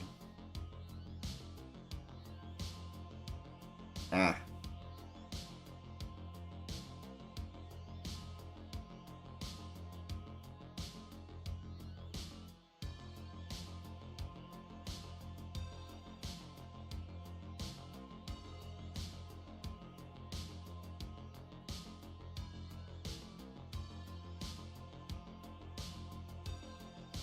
Okay, read the glide path.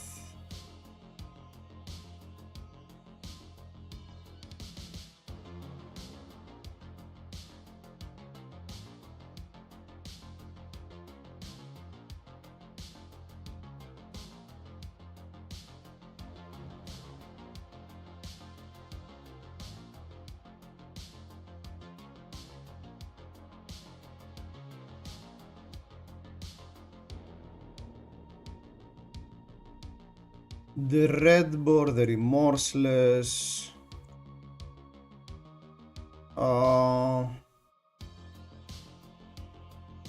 I'm kicking away the Codex of Frailty, right? I should have done that first.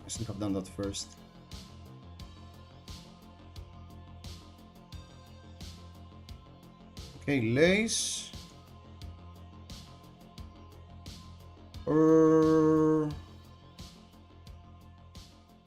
Remorseless has the +1. I think I can suit both of them. I think I'm simply doing Codex or Bolting Shot.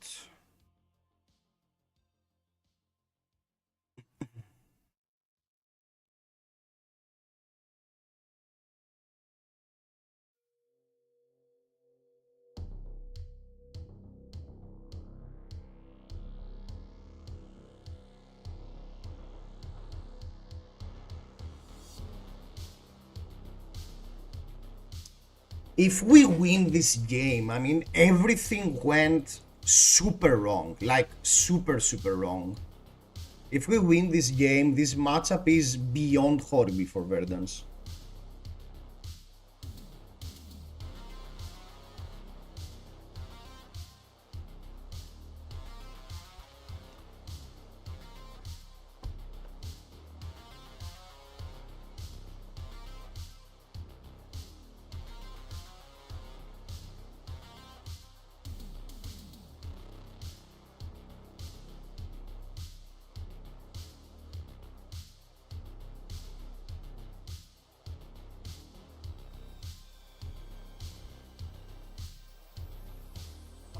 Please, I don't have sideboards yet because I'm still tinkering with the list.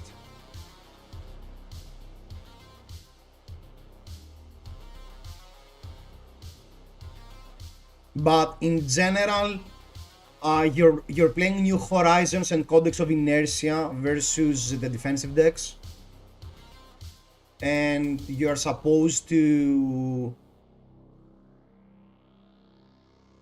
run the dominate stuff when you play into Auroras and Agros. That's the rule of thumb.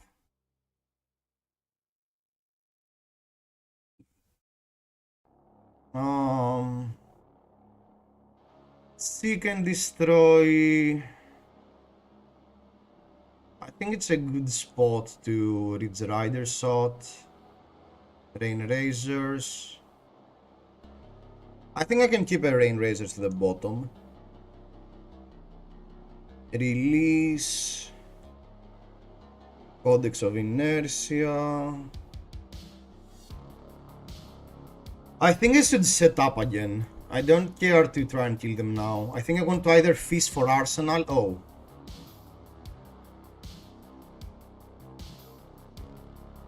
Yeah, Dominate sounds like a good keyword when their opponent is trying to block all the time.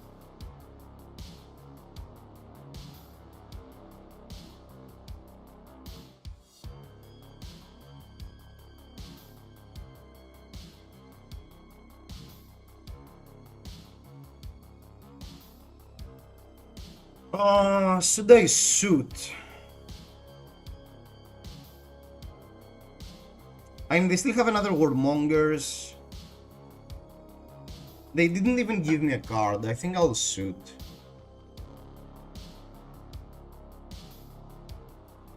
The only problem with that was the fact that I gave them the option of removing the defense reaction from Arsenal. If they had one.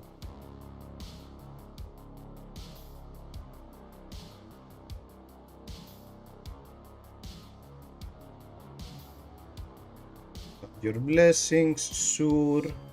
And your blessings, sure. CNC. Yeah, I mean, we can set up.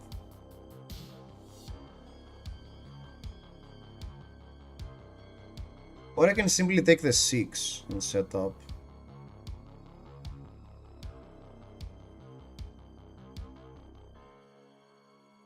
I mean, they are playing Blessing, so I don't think I want to skip a turn.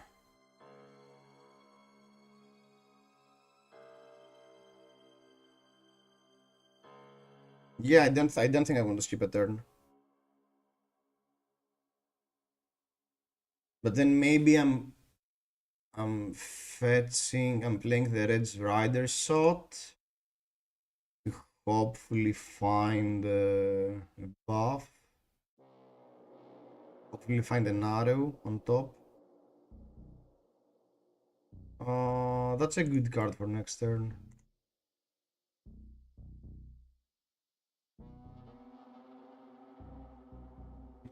Yeah, the thing here is that I want to keep the pressure up. They're playing Blessing, so if I give them a 4-card hand, maybe they have something to do with the 4-card hand.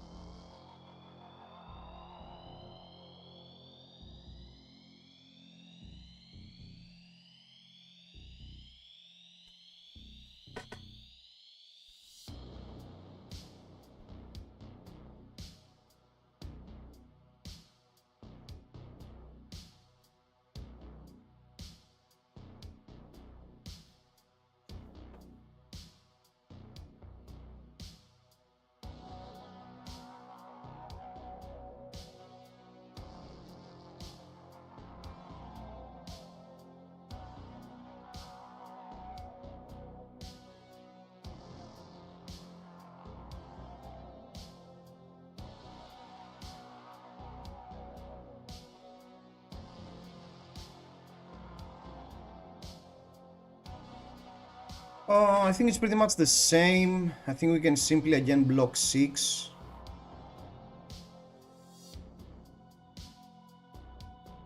I mean, if I get a dominate here, it's end of line.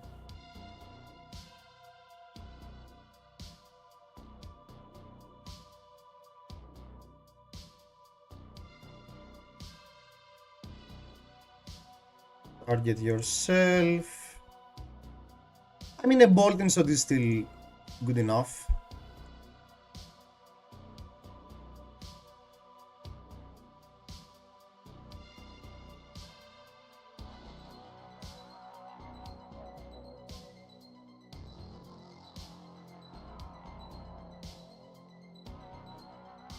Oh, we got them.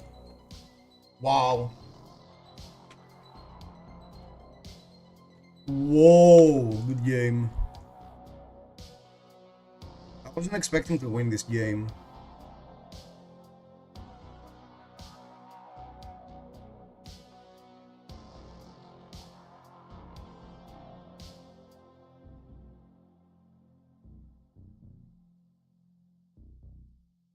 They had 70 reacts still. I mean, we were getting pretty close to fatigue. Why not? Because we have lost a lot of resources. I was afraid we were getting fatigued. I mean, we had like 1, 2, 3, 4, 5. We still had only 5 buffs left in the deck. But we had the 3 knocks, huh?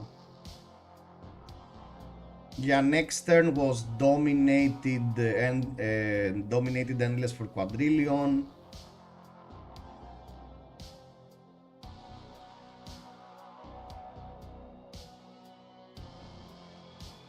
I think you need to set up more.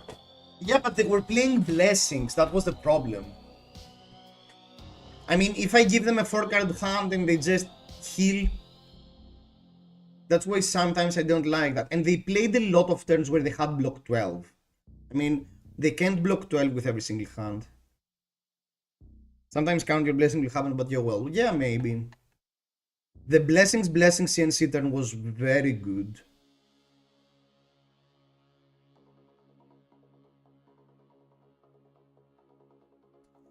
But rock and roll, what if we add a salvage shot to the deck? Oh no, okay.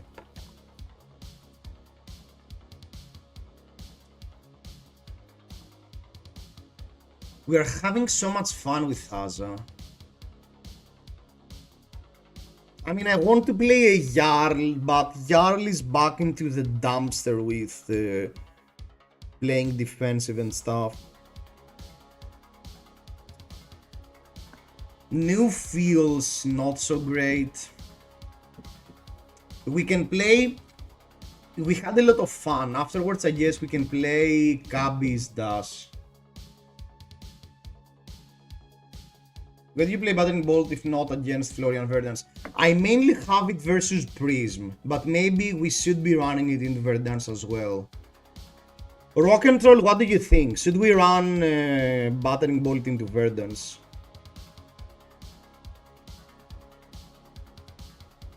The problem, that's the main problem between New Horizons and traditional Laza. The fact that we have less, you know, we don't want to pitch as much. So sometimes when we get a Battering Bolt off the top, it's weird. Fancy a game? Yeah, sure, Hamish.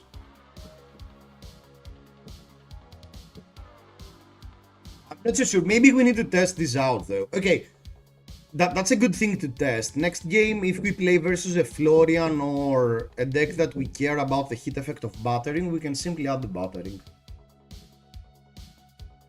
I'm huge Prism. Mainly, I'm super afraid of Prism. I think Prism is the only reason that Azala is not TRS right now. So that's why I have a big respect sideboard for her. I also want to try out Balance. Let me add it on maybe.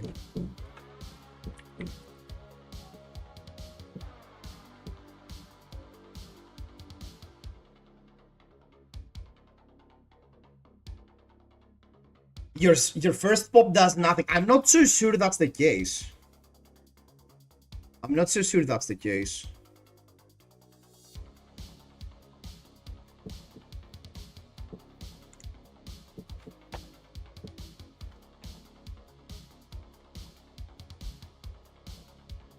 Because the thing is that sometimes, if they block with 2 cards, for instance, and they only throw a Herald, they might not have the full hand. They only have 1 use for their Halo.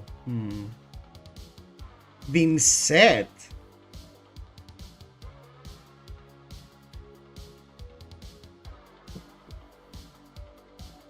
Block with 2 cards.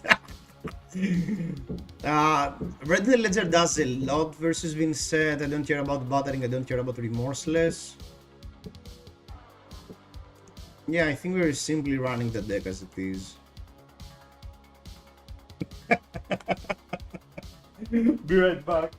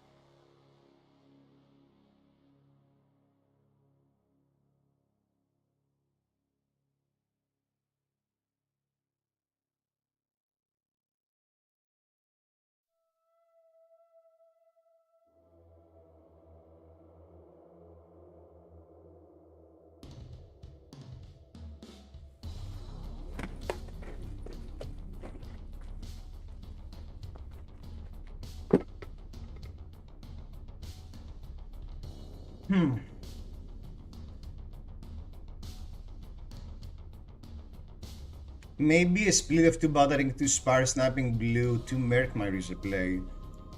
Yeah, to go slightly heavier on the blues, that's not a bad idea.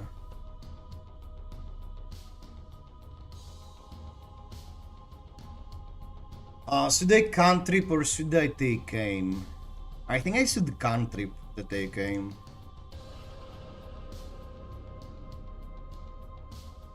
Yeah, I should cantrip the take aim.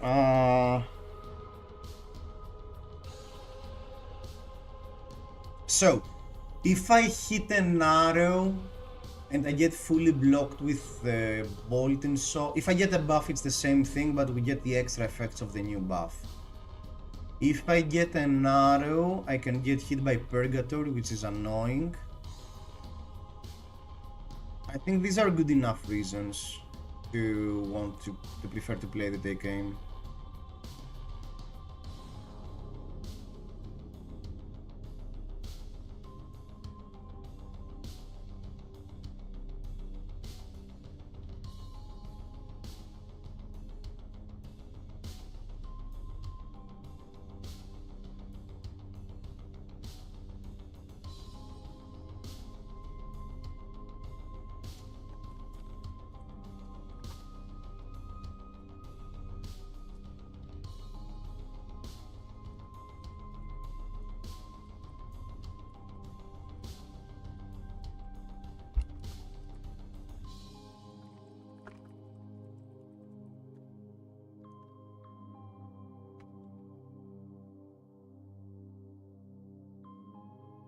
What?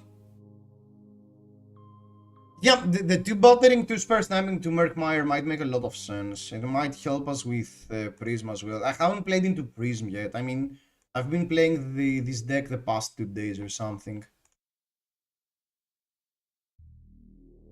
But it's my most likely hero for the pro quests. I think it's a good deck for pro quests in general. Yeah, we always keep the Go Genaro. Okay.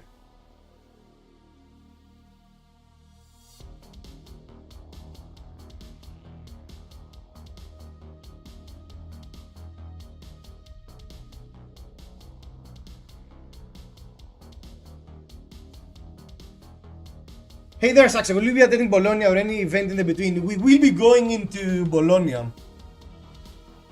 I think there are something insane like 25 people coming from Greece. I mean, Italy is as close as it gets for the rest of Europe. So I will be coming to Bologna, and yeah, I should also change it on the bottom of the stream.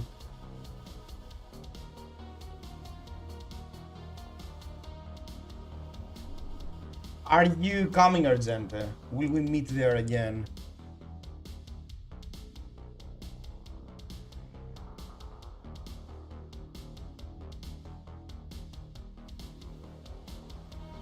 Yeah, I'll do it after the stream.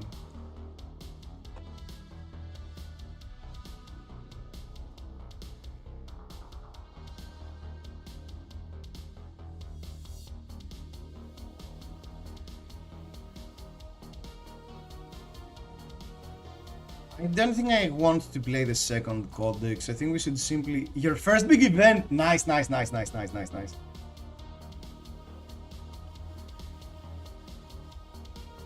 Shadow Puppetry.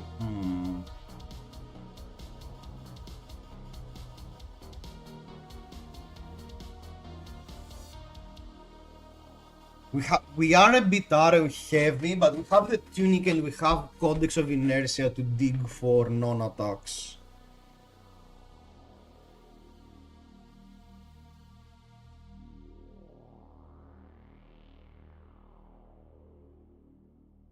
That looks like a lot like Succumb, but I don't mind playing a defensive game.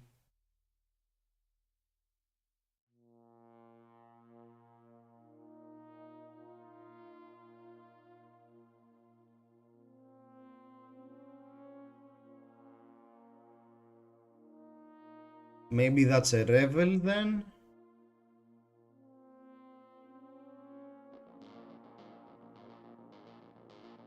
Ooh, another Phantom Wraith. Into Flail. Oh. Um, Blind Scout. I have Codex, I can't do something with a searing shot.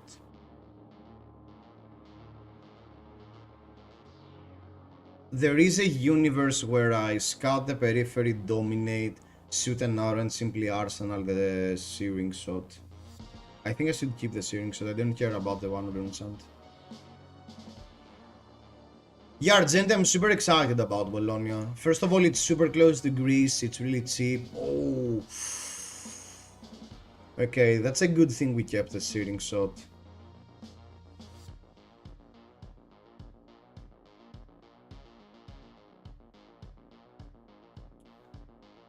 Let's check out the periphery.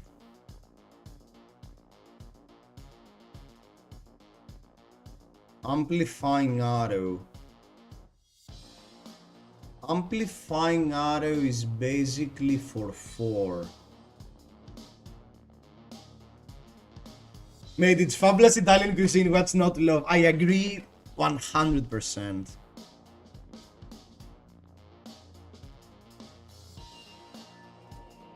We have some misses here. We have some misses here with Codex of Inertia, but there is a huge upside to giving Vincent a random card.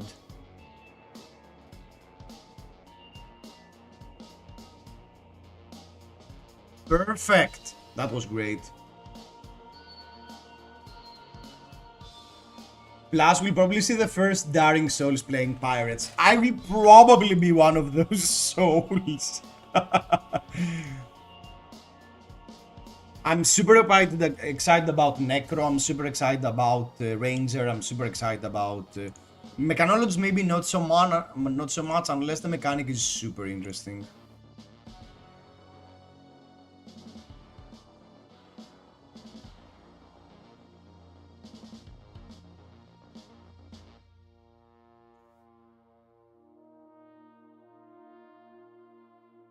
How do they have the rune chance to do that? They do not.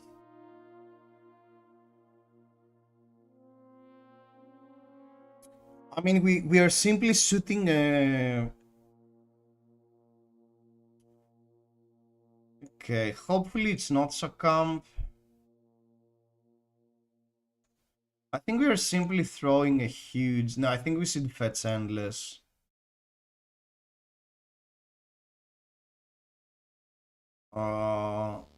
The other one is coming for 6.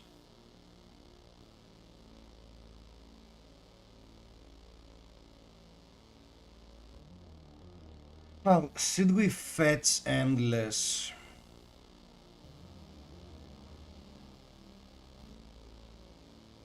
Is there another reason not to? And do I care more about... I think I care more about Frailty and Inertia. No, I think I care more about Inertia.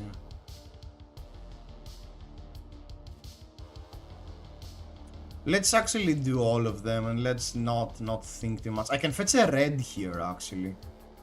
I think I'm fetching a red. But I'm not, no, I think it's more important to get a card.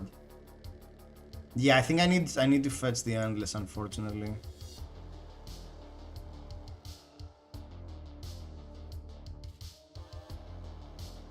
I think I can even keep going. I think I can even keep going.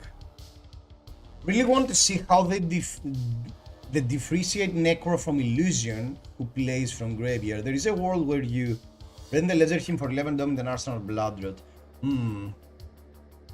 Yeah, I see your point.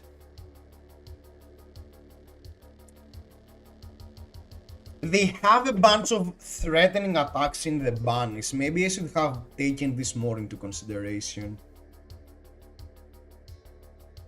Okay, now they overcommitted though. I'm super happy with popping Snapdragon Scalers here. I mean, if we keep the pressure up, it just becomes a drawback that they have so many cards in Blood Depth.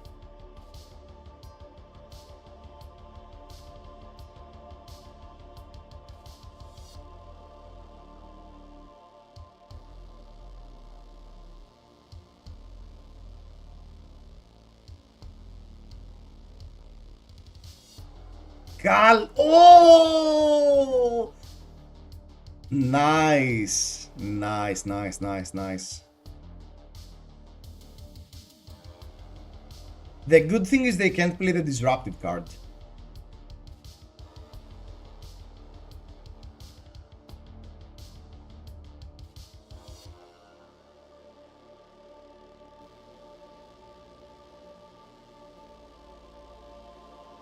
Knock. I think I did. No, I think I.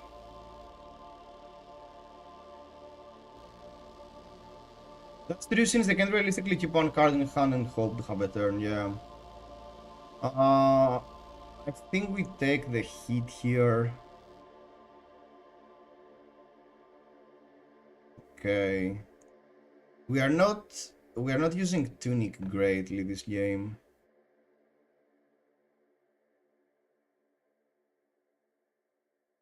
I can be super aggressive, but that will allow me to get hit by Purgatory, so I think we should just play it safe.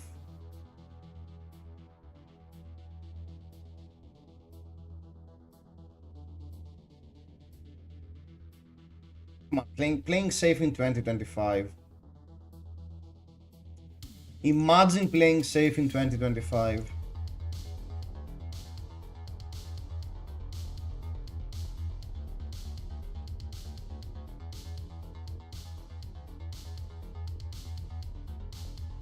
Brain Racers can always be a great Purgatory bait if you wanna try it.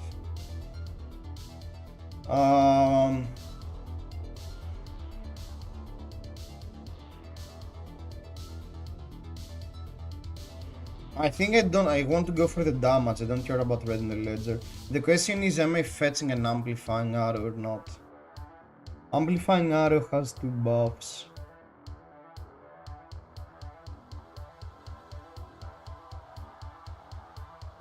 Can get a dominated bolting shot here.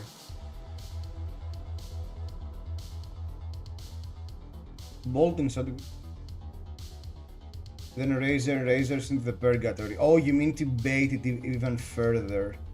That's a good call. That's a good call. Oh, they can't use Purgatory, sorry. Sorry, they can't use Purgatory, you're right. Yo, Jax, thanks for the follow, mate. Welcome. I think I'm simply fetching an Amplifying Arrow then. I do care about the +1 damage. Yeah.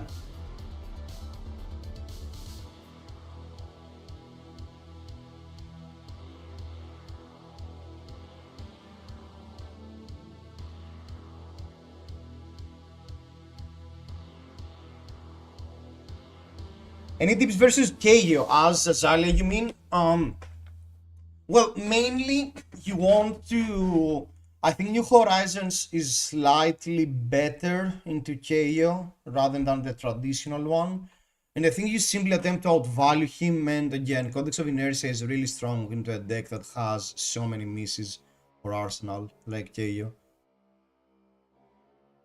But in general, try to maintain your life total and try not to get too low and then die to 3 pulpings. I mean, you want the game to slightly slow down so you get more value out of Death Dealer. And don't... My tip is don't care too much about the Dominates because they have a lot of equipment. Lace is fine. I don't think I want to go for the Dominate. I'll just go for the value. I mean, Dominate is lethal. What am I even saying? Dominate is lethal.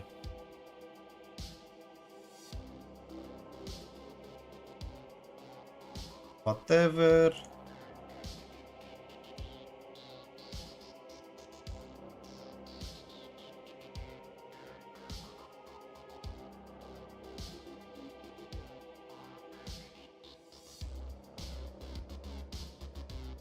Pew pew pew pew pew pew pew pew pew pew pew.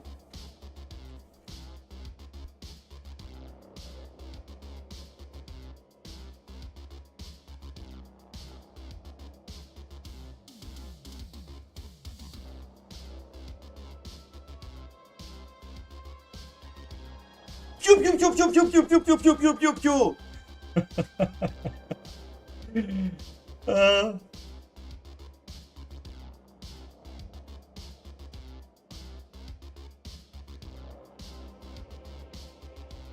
He hates flesh and blood. Okay, Hamish, in order to make it better for you, I'm going to open a gem pack just for you, mate, okay? This is my Betsy gem pack, by the way. I won this gem pack by playing Betsy on an armory. So we have a very pretty Kano token, and yeah! Foil smoke out. They get to keep it. If you want a foil smoke out, mate, sure. I'll give you a foil smoke out. I know you are a dedicated funk player at heart.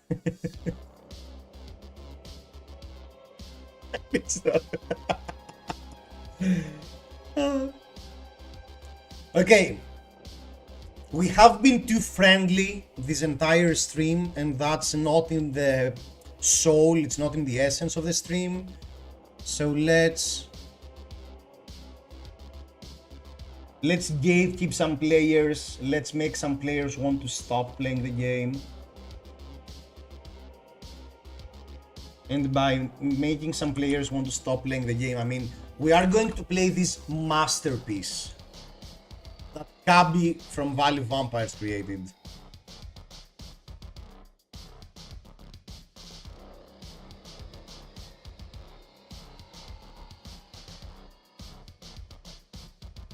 Do you think the Codex of Bloodred isn't needed? I mean, 6 codexes sometimes are already too many. That's a big problem. So, if you want to go down the path of New Horizons, Codex of Inertia is great because it's so easy to translate the extra value into a random card. Because most of the time what you want to do with this deck is that you want to shoot an arrow with go again and then play Codex of Inertia, and whatever you get doesn't really matter because you just Azalea away the card and you get a 6-card hand. So that sequencing is only possible with Codex of Inertia. If you don't want to run the New Horizon and you simply want to run the more traditional dedicated Skullbone Crosswrap and you need the extra codexes, Codex of Bloodred is a great addition. But I wouldn't run more than 2 Codex of Bloodred in that list.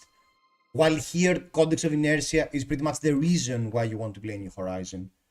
That's probably the strongest card in the deck. It creates so many, insane scenarios.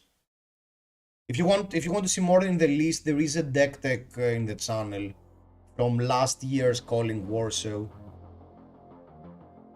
It's a different meta game, but it's pretty much the same core of the list.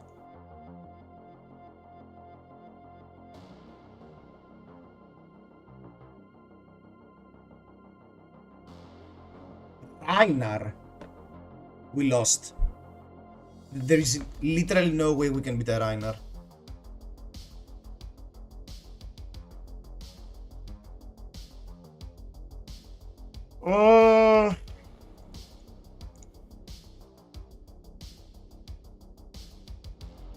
I need to be somewhat aggressive versus a Reinhardt, right?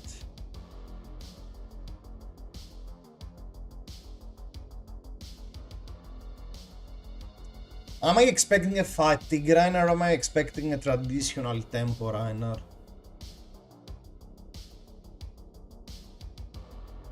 The only game where I have to cheer for the opponent, sorry. Yeah, no worries. I think we can expect... I mean, it's a traditional Reinhardt. Hello, thinking. If it's a traditional Reinhardt, I think we need to add more equipment. If it's a traditional Reinhardt and we add more equipment, we are screwed. If it's not a traditional Reinhardt and we do not run the full equipment, we get destroyed. So I think we are forced to add all of the equipments. And maybe cut the bastions. Oh, Brute. There's a sideboard for Brute. Okay. Okay, I'll just follow the guide of FaB.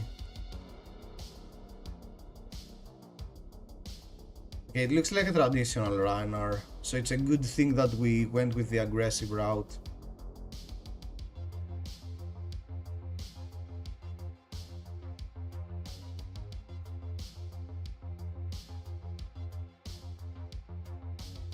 No, he swings big.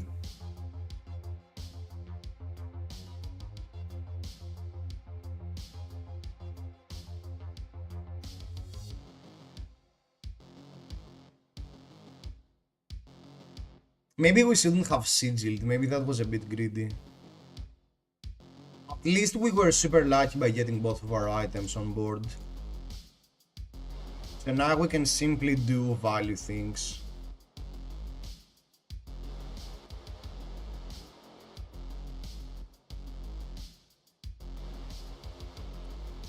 Mighty Wind Up, okay. Okay. Into Smash Instinct, okay, they try to intimidate us as much as possible, but we are the gods of the game. Okay, I think simply for the mental damage, we should play the D-React from hand. No pun intended, not troll, no disrespect. I think, honestly, in these positions, when you high roll, you should show the opponent that you high rolled. It actually gives you points during the game.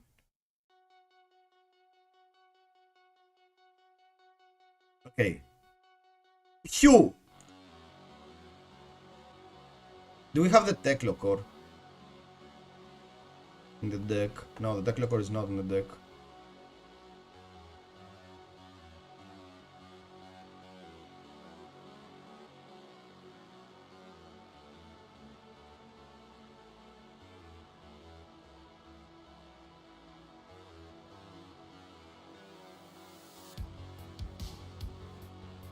Hugh! Yeah, the more I see this game being played, the more I feel like we have literally no chance to win this game.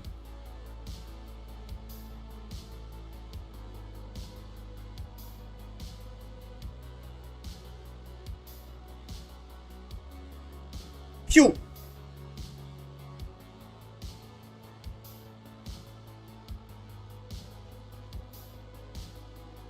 Okay, this game will really depend if our opponent's list can keep the pressure up with 4 and 5 cards every turn.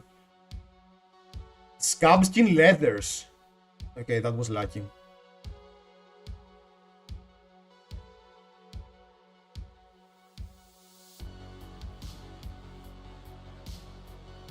Command and Conquer.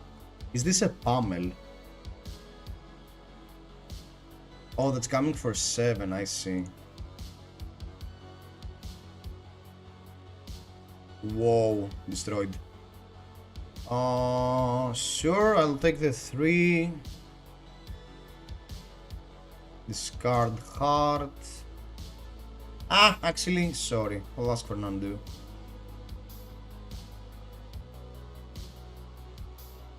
I will actually discard the defense reaction.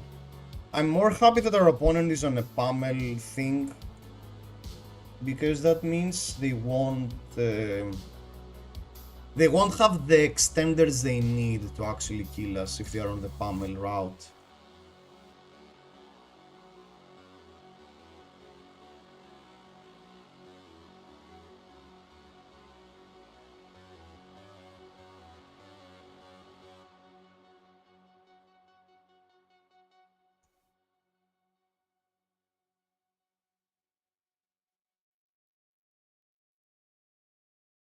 And I think we should use Tunic to attack once more.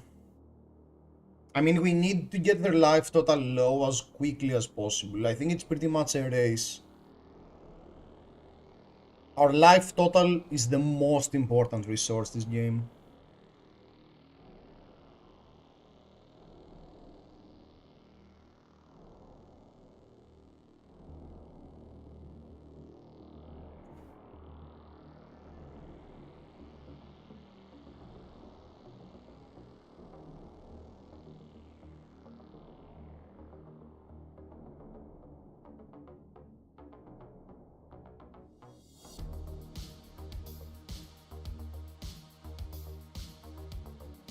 Yeah, that's the thing. If they only hope to do... Oh, that's an extra shot if I use the... That's all you got. Yeah, I mean the value is pretty great, I guess.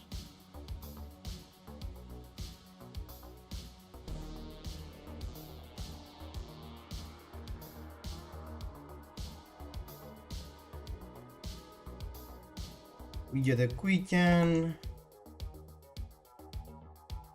Pew. Pew. Pew.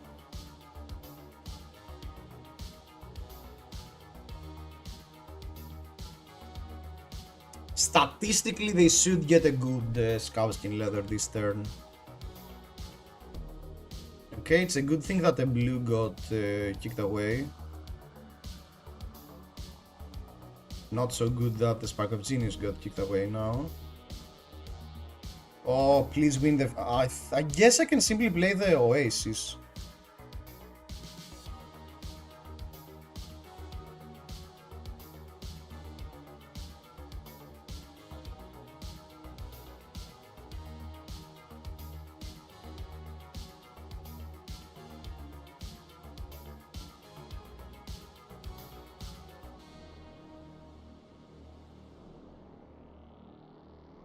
Okay, it was a small sequencing mistake. We should have pitched the yellow in order to play around the flashback, because I don't think they can ever get more value from flashback rather than preventing us from attack a turn.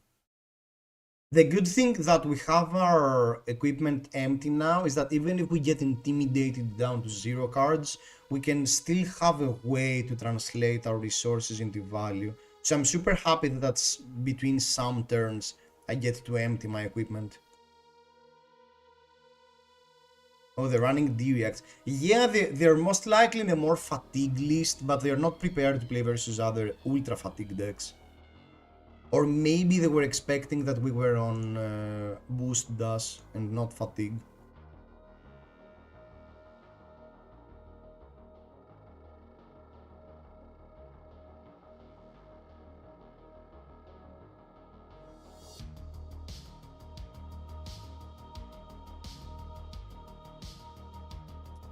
That's why I love this deck from FaB.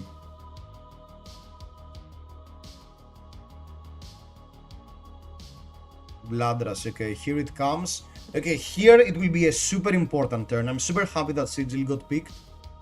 That was, we won again a pretty important 50%. There is no way they won't attack a bunch of times again. So let's block for 5.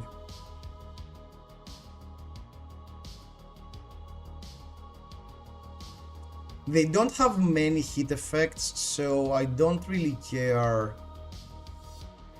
A blue translates into 4 damage, so I think I can get the full 3 value out of a card. And if I don't, I don't have a blue, so I guess it's fine. Into... Okay. Oh, wow. Sorry, I'll ask for an undo. I want to draw the card and see before I block. Because maybe it's a good idea to... Yeah, because that's exactly what we wanted to have. Oh, we need to sacrifice Tunic.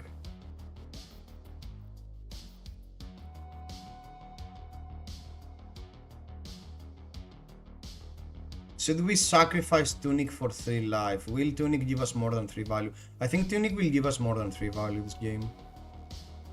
So let's actually take the 8 and lose the Sigil. Great card. Oh, nice deck choice! Yo, what's up, FaB? This is literally our first game with this deck and you joined. Spider senses are tingling.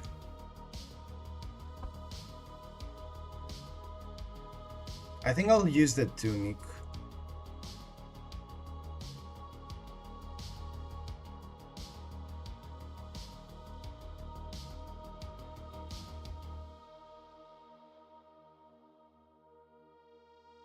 We need at least 3 more turns before we start asking for the cards, because they have a bunch of equipment left. Using tunic immediately punished, yay! Perfect. I'm the god of intimidates this game. Scabskin leather into 6. Question mark? Question mark?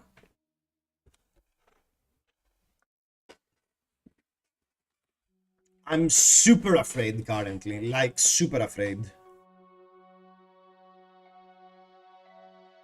I think I'll get rid of That's All You Got. I even prefer a blue over That's All You Got at this point, because we know we're getting attacked.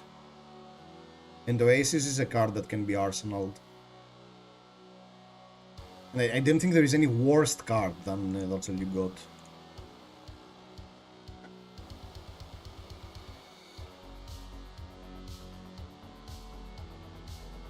Another claw. I guess I fate foreseen that and pitch 5 into my equipment. That's a good card.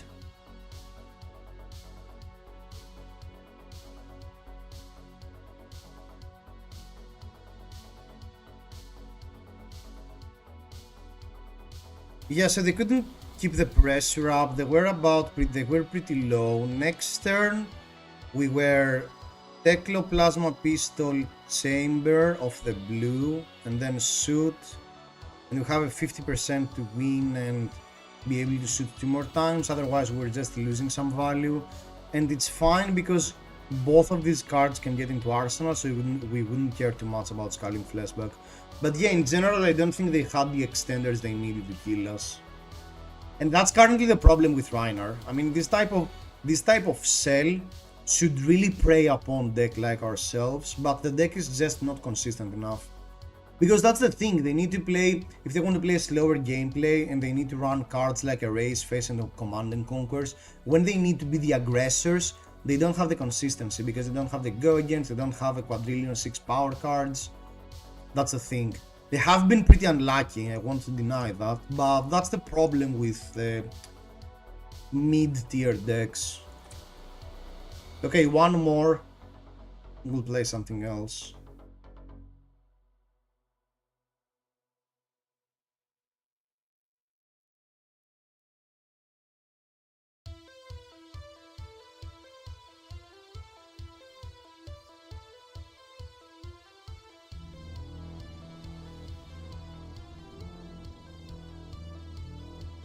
Okay, Sleepy.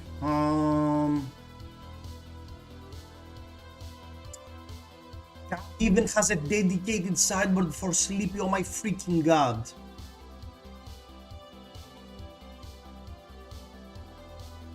We aren't running into Sleepy Cabby. Dude.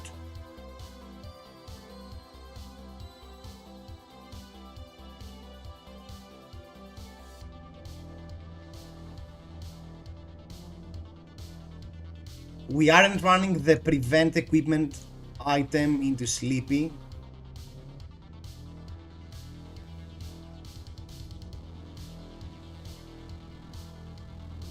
We baited them. They removed the card from hand, so now this round is on me, lads.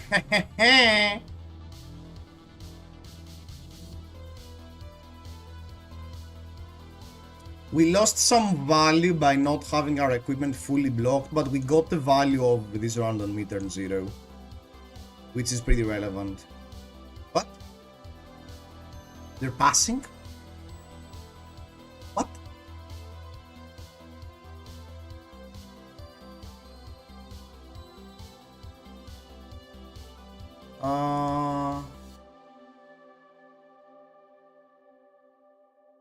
I can fetch the second item, or I can shoot for...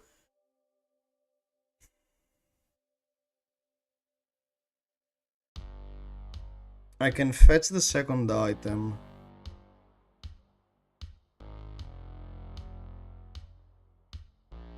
I mean, fetch the second item, shoot once. How bad can that be?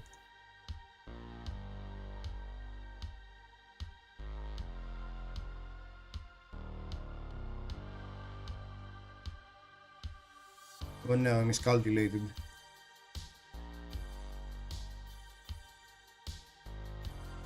Yeah, so I simply do that.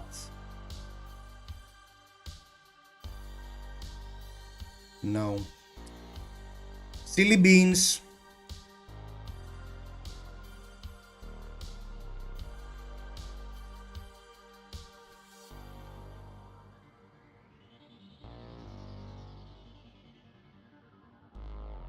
By the way, Kabi, this is the deck Alex is going to play at the ProQuest season.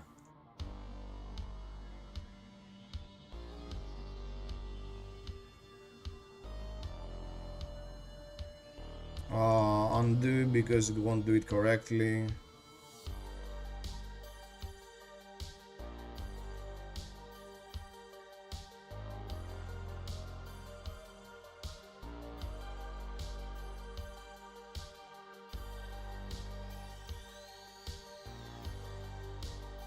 Dagger. Guys, we got daggered. Forcing. This is just fair. Dude, he forced me to play Katsu. He forced me to play Katsu on a ProQuest season.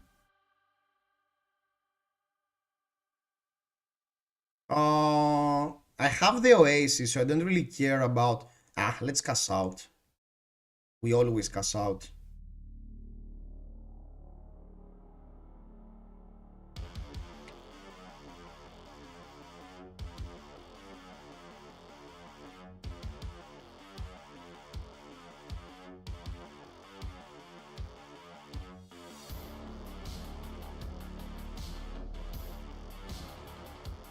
It was RTN, you idiot. Internationals are open. Oh!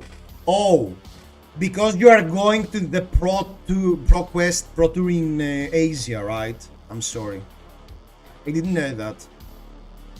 We are not the same. You clown.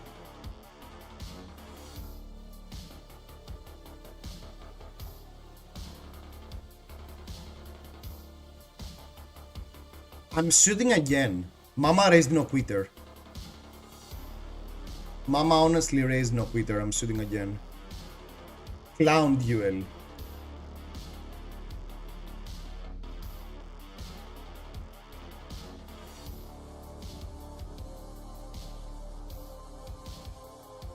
Kabi, I need a playtest pattern. Alex is never testing with me when I want to test Betsy.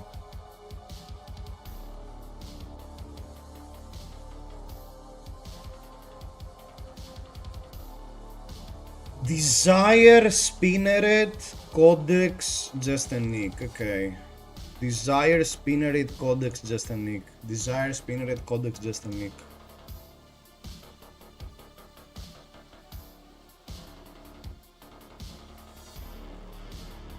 So they don't have Spinneret, so they will swing for 6.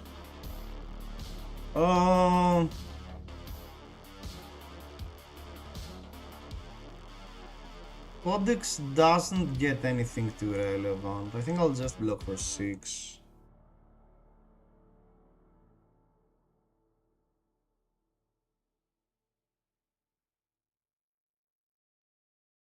I mean, I'm expecting... 1.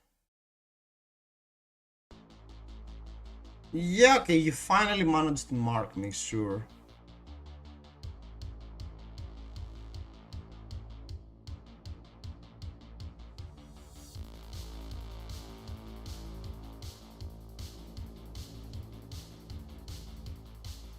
What?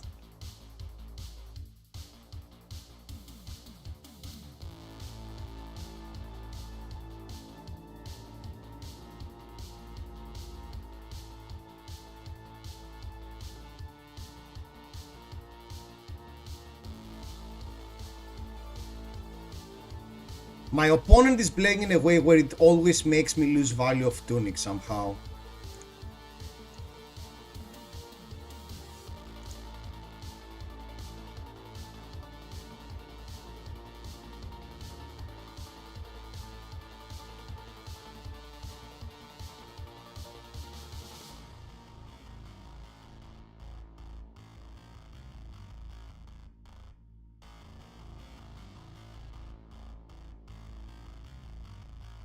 Grind them down. Pew, pew, pew. Pew, pew, pew.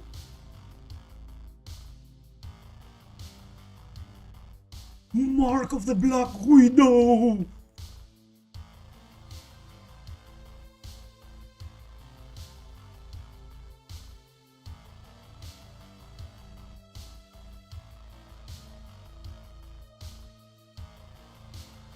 Save your blood, said. Oh.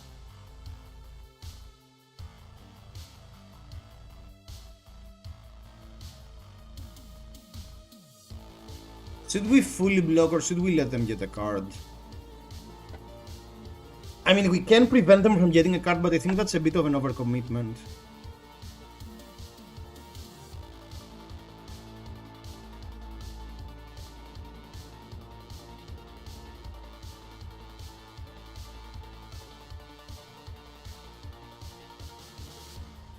Can we ever lose the game, though, if they don't draw the card here?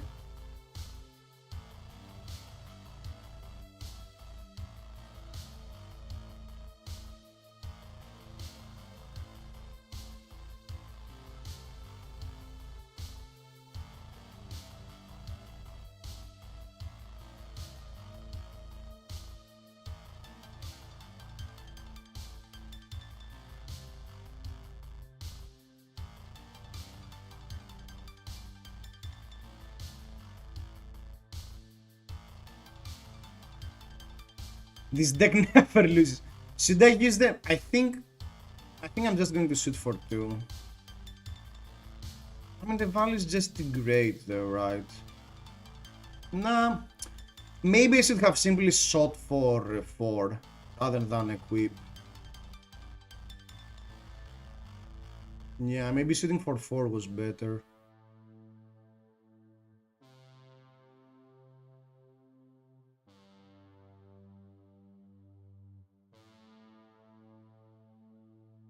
Art of Desire Blue. Finally, they will be able to remove the Jestanic from their arsenal. Finally. I'm really happy for them.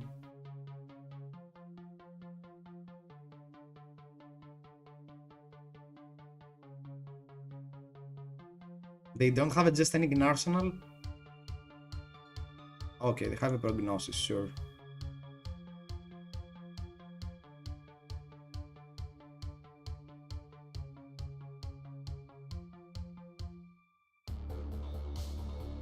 Okay, they had the Jestanic in arsenal. Both.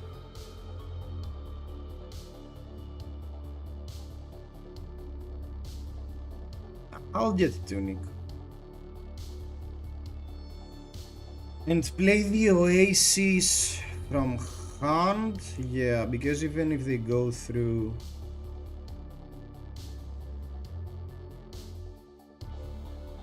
Oh, double Jestanic.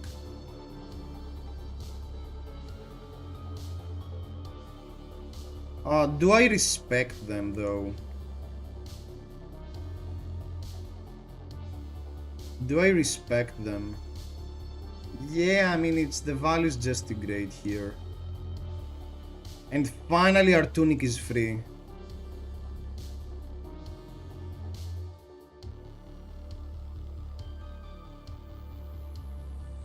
Jestanic in Arsenal is a big mistake. Take notes, cabbages, they're playing new. They're playing Sleepwalkers, playing new. I have way more 1 attacks. It's worse in new! Excuse me? I mean... Oh, sorry, mate.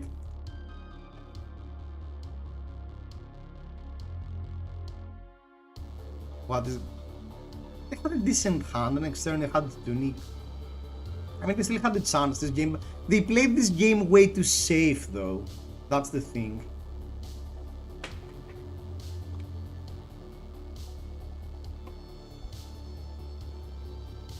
Okay, let's finish one game with this deck. Let's finish one game. But okay, this time, even if we don't finish this game, we won't join another.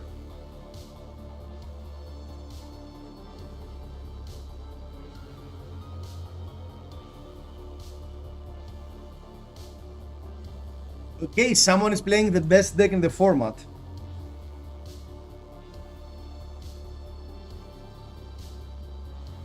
Our opponent is literally playing the best deck in the format. What can we do against the best deck in the format?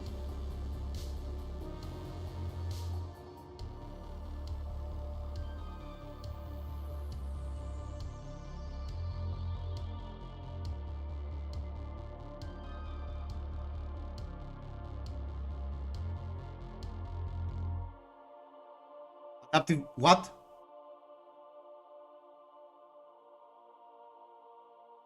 Kabi, I trusted in you.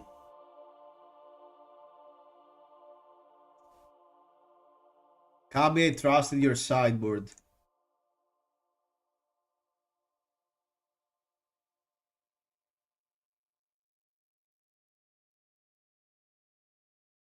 It's for Evos. So what are we planning to actually fatigue Azalia? Copium?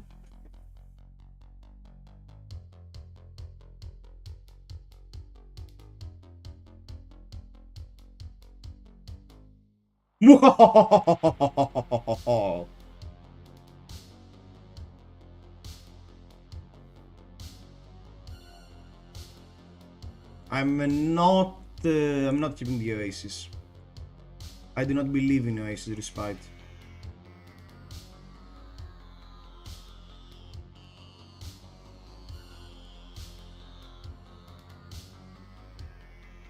You are not going to kill her, excuse me? What do you mean I'm not going to kill her? Spar sniping, oh. What do you mean I'm not going to kill her? Codex of Bloodrot, ah. Spar sniping for 5.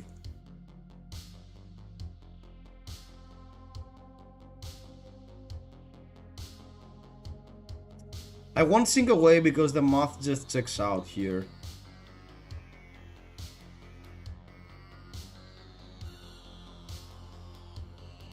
And I think I'm going to get the free shot because the value is just too great.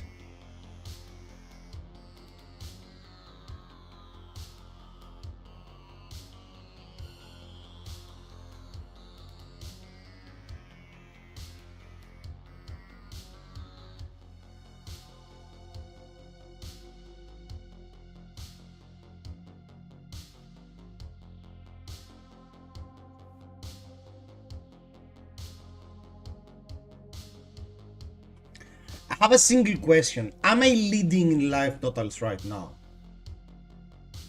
So what do you mean I'm not going to kill her? Oh no, Codex of Frailty, cheating. Good thing they discarded the release attention. I'm keeping down and dirty to attack.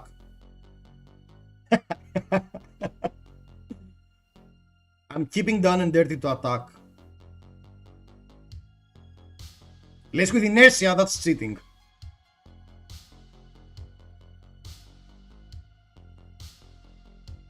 If only we had one block at arms, Kabi. If only we had one block at arms.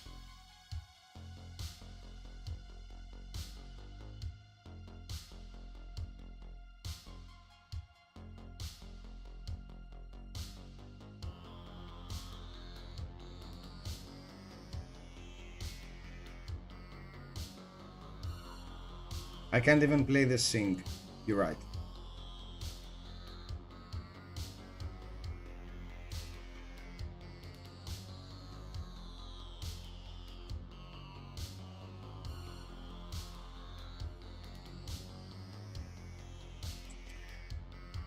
Warmonger 06 damage.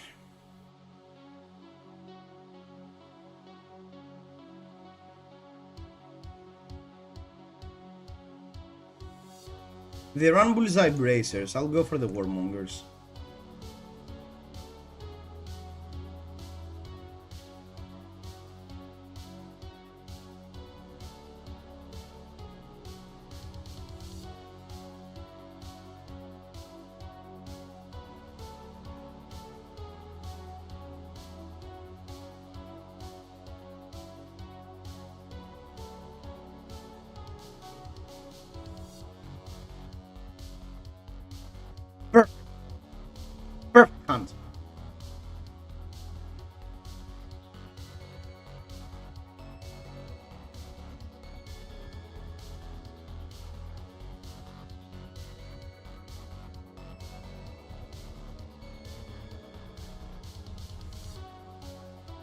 That's true. Snapdragon, okay.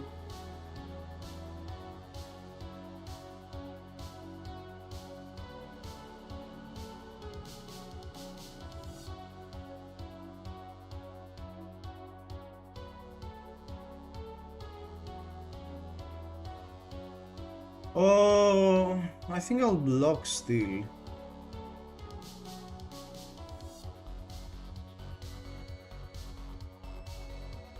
The Evo is more life. The question is, do I block 3? Well, if I actually plan to fatigue them, I don't want Endless Arrow to be left in the deck.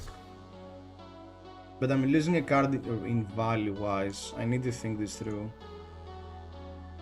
War lets you activate weapons, right? The only actions they may play or activate during their text are weapon and attack actions. This is a weapon, right? Okay.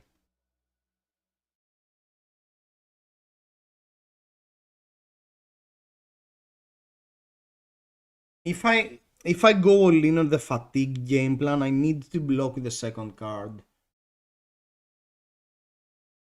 Okay, let's attempt to do that. Let's attempt to do that. I feel like I don't love this game plan because I'm already at 33. But we'll see about that. I mean, I can still get Tunic.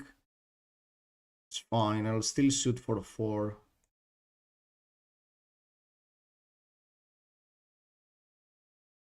You can activate the action of the weapon, right?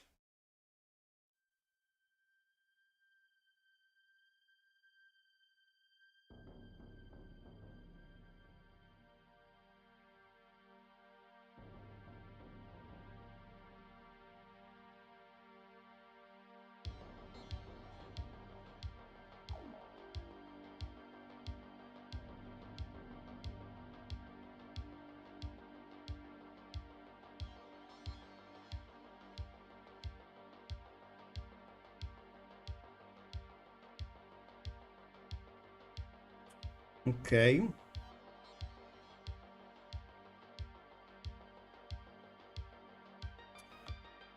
The value game goes well because we got another CNC here and we are getting them pretty low. It really depends on how powerful this turn is. Yeah, I don't think there is a universe where I won't block 6 here.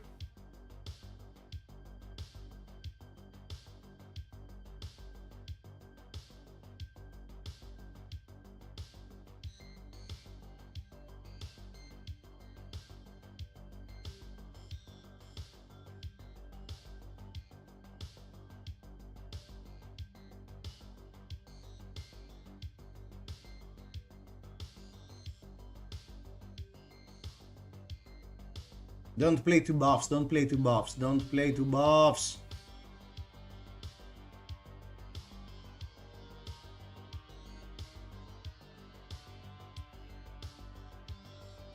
I mean, okay, I will go through the game plan of trying to fatigue them. I'm not sure how correct it is. Because otherwise here I would equip the pistol and play a CNC. I don't know how relevant that is though. Lol.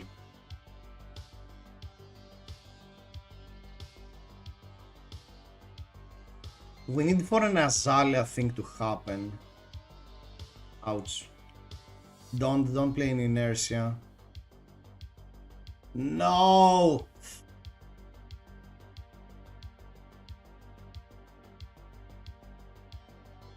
Lol. At least that was the last of the inertias.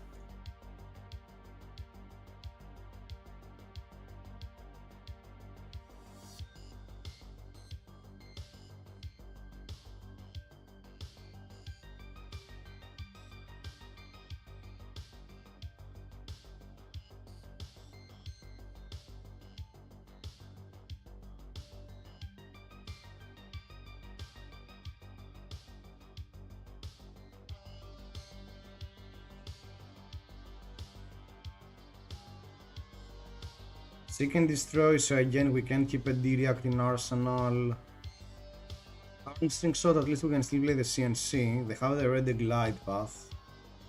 Premeditate quadrillion buffs into Red in the Ledger, okay. They don't have a blood rot. I guess we want to remove from our deck the shift.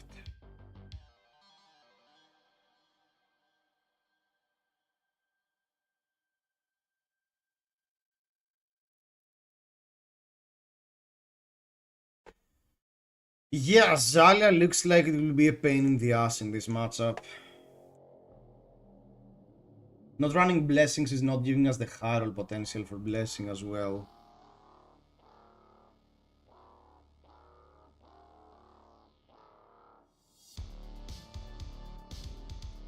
They have a bit more half of their deck, but we are already at 13.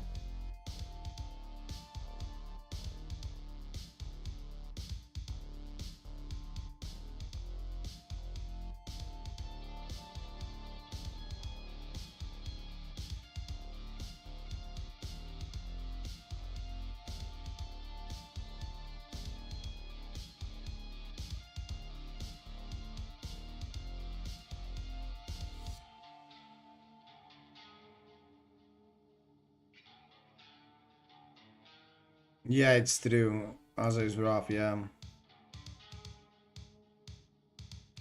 Firewalled.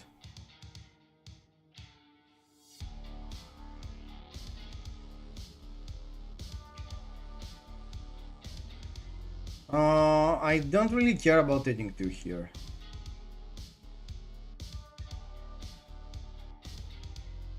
Yeah, that was perfect.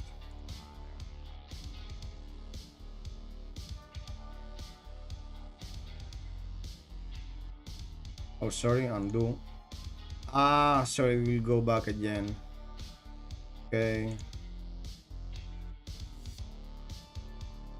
How many oases there? I still have a lot of oases left. I think I'll just shoot for 2.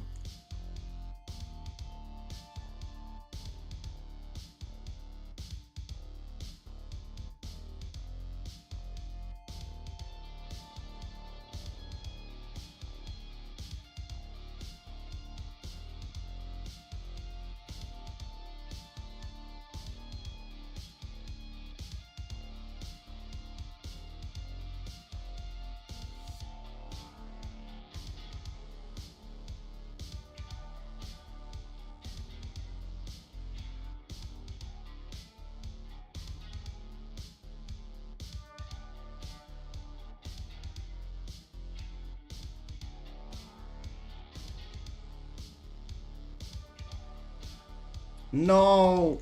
The Faith for Sin went to the bottom.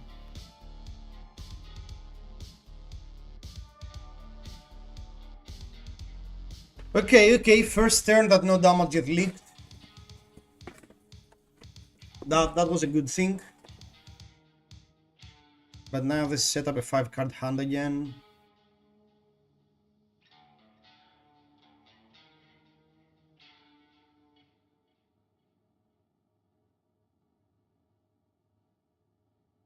If only we kept that Oasis turn 0.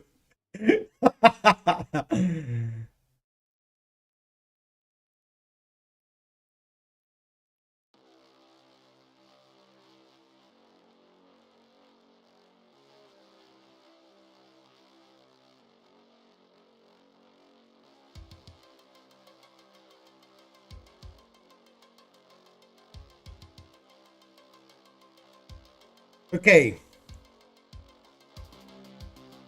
Okay, their life total is beyond irrelevant now.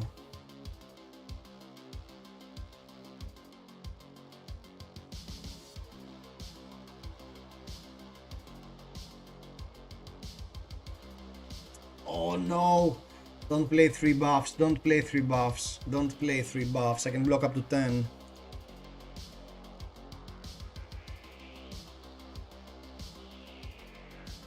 They haven't used Death Dealer. I think it's a turn to use Flexors.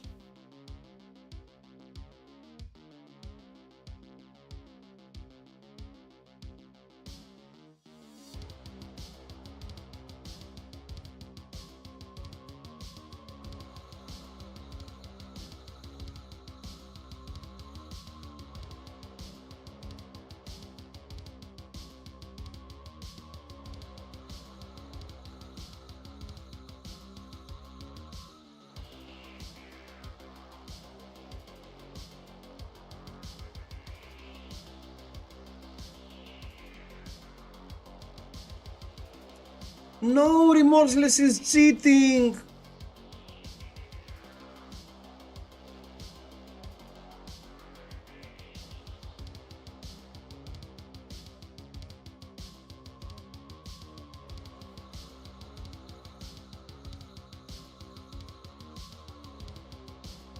Should we shoot for 2? I think the shooting for 2 is irrelevant. I think it's more important to have the tuning for Oasis.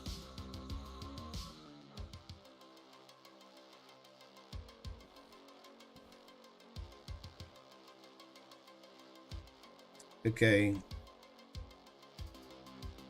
Please no release the tension. Please no the not huge dominate. I mean, we can prevent a huge dominate as well. Please not a quadrillion buffs. Okay, okay. Okay. I don't mind that. Oh, no, no, no, no, no. How much is that?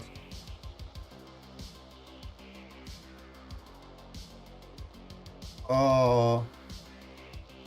8. 8. 16. So I either sacrifice Tunic or... I think I should sacrifice Tunic.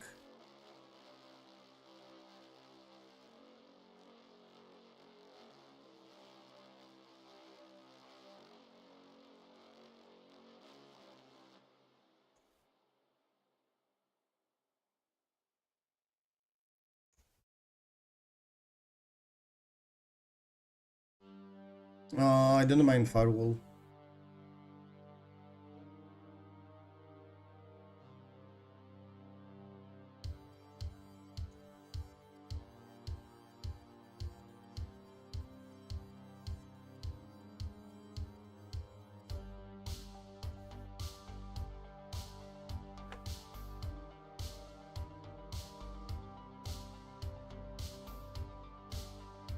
Yeah, that's the thing now. I don't think we have 3 more turns in this game, and even if we do, it will be much more relevant to be able to cast in our whole hand into blocking, rather than care about getting the extra value. And the 1 extra armor in Providence might win us the game.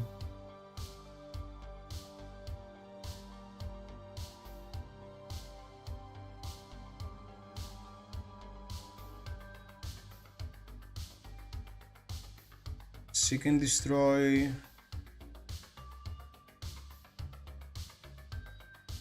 Huh?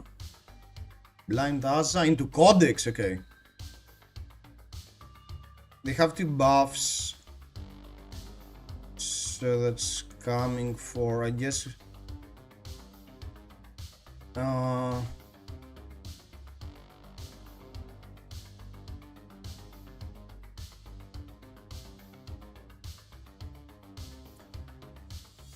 The arrow is coming for 10, so we have 3, 7, 10, or Remorseless. Won't be face up though. So 4, 7, 10, and we take 1. So we can't do that. So we get a CNC in Arsenal, and we discard the Oasis, and that's 4, 7. Or we need to discard the Oasis. Yeah, unfortunately we block with everything.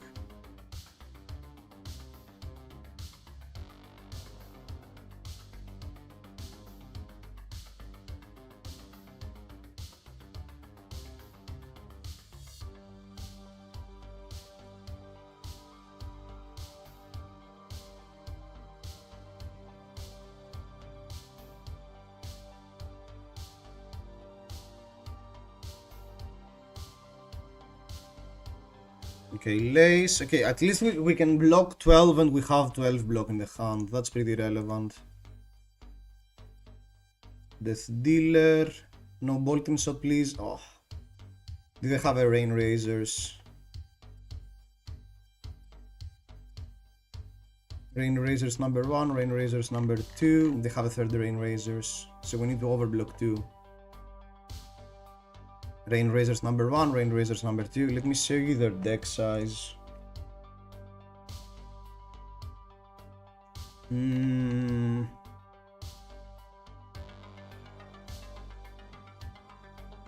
Yeah, we need to block for 9 here.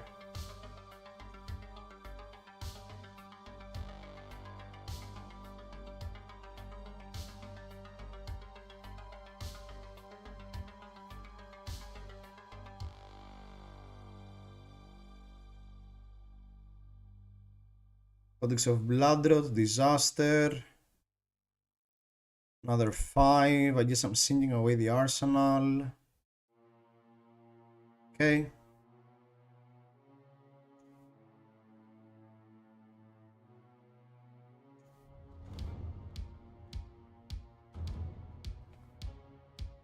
They have a few more arrows.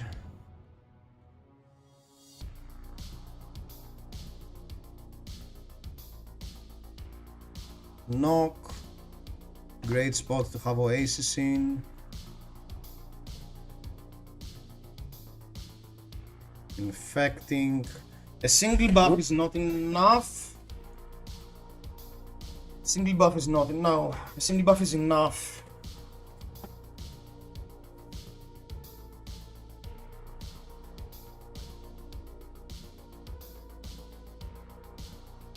Double buff. Oof. Into tunic.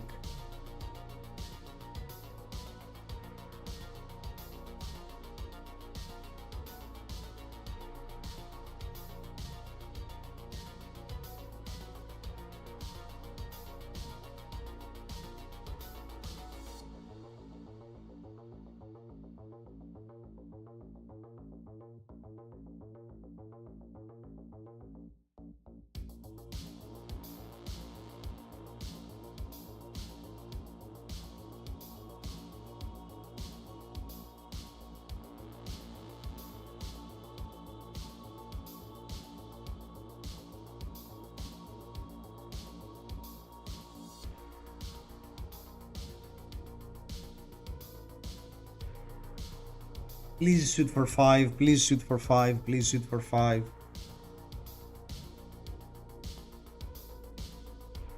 Okay.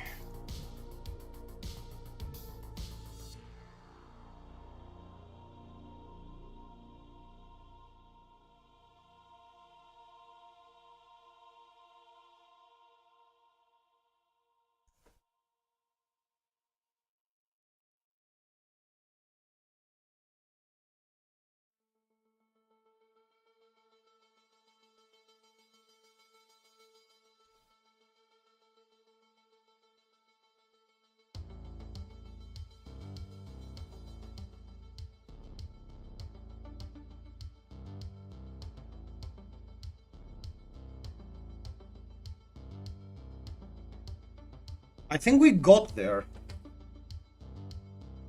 I think we got there. The only problem is the rain razors now.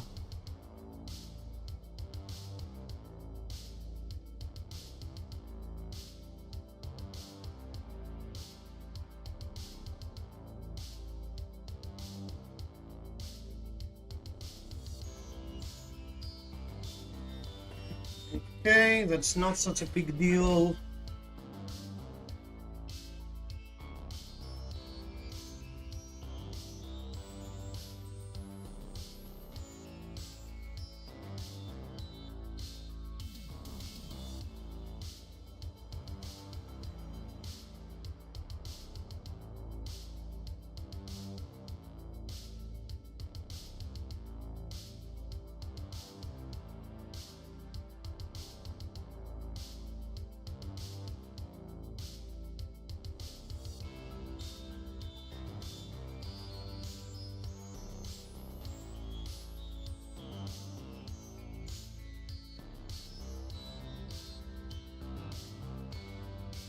We don't want to give them infinite time to deal 5 damage out of every single card that's left in their deck.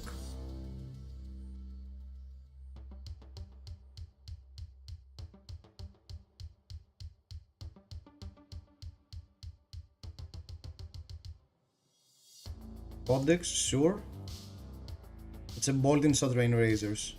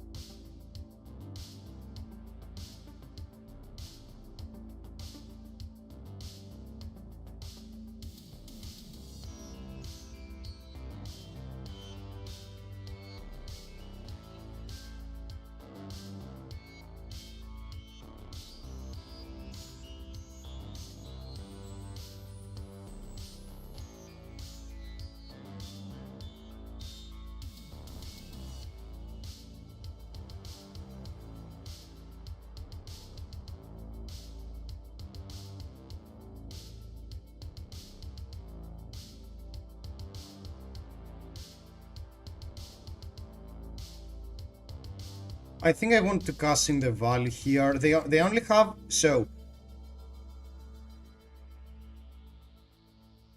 We go down to 2. I don't think we can lose if we go down to 2.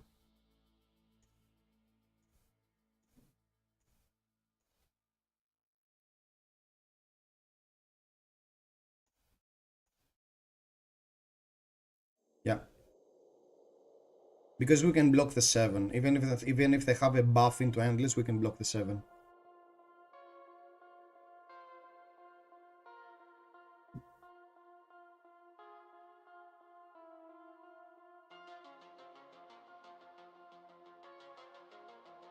Truly engaging gameplay.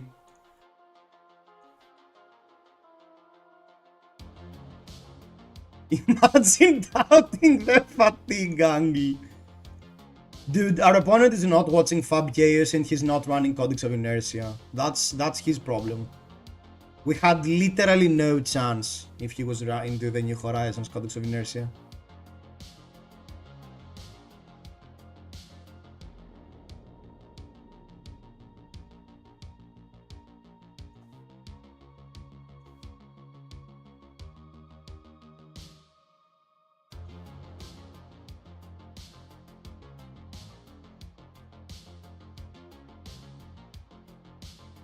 He didn't expect Monkey Dash, I assume. Yeah, that's pretty likely. Inside of Dio. Yo, mate, thanks for the follow. Welcome. Okay, let's do one more. One more game. One more game and call it a day.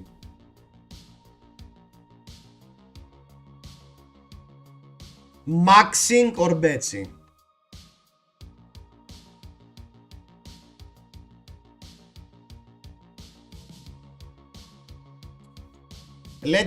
We've won a lot of games today, so let's play the bottom B tier deck.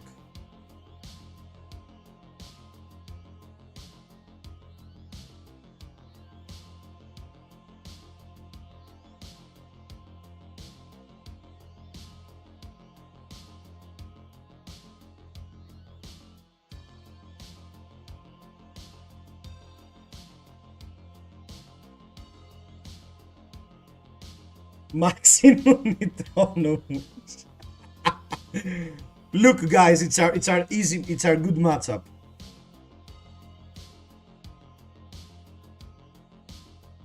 Guys, this matchup is beyond free.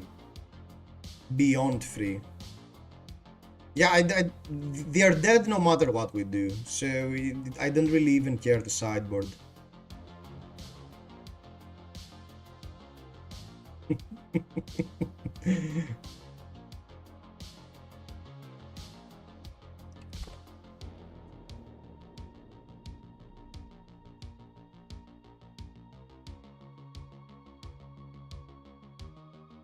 No, don't attack!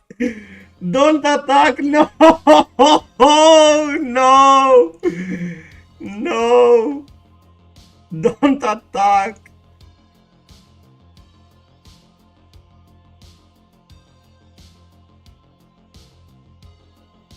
It's fine, guys, it's fine. It's fine, Copium. Copium, it's fine.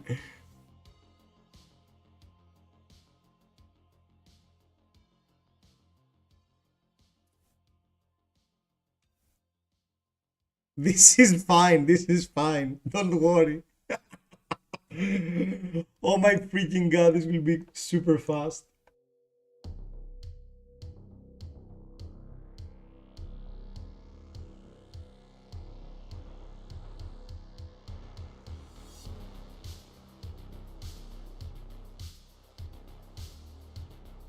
I mean, I think I've already lost too much time trying out Max, but yeah, the more I give him doubt, the more he proves to me that it's not a deck. Oh. Look at this line! Look at this deck. Look at this broken deck.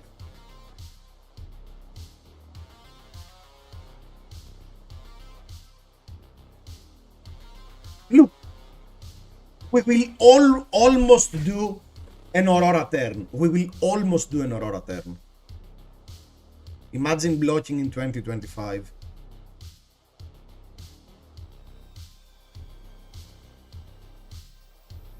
Guys, Hyperdriver is basically Channel Lighting Valley. Red Hyperdriver is basically Channel Lighting Valley. Hyperdriver gives 4 resources, while Channel Lighting Valley gives 4 value only if you draw a 4 power card. Basically the same card. Literally the same card.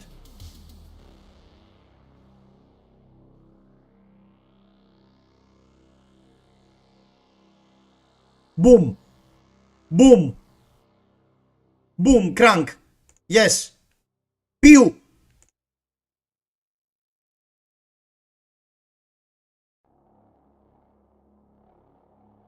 Hyperdriver gives 4 resources. Channel draws. Why didn't I block with a card? I just miscalculated. Oh my freaking god.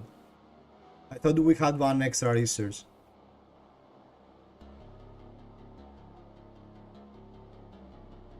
Yeah, because the Hyperdriver is not generating a value. It's net 0, the Hyperdriver. Yeah, I should have blocked with the extra card.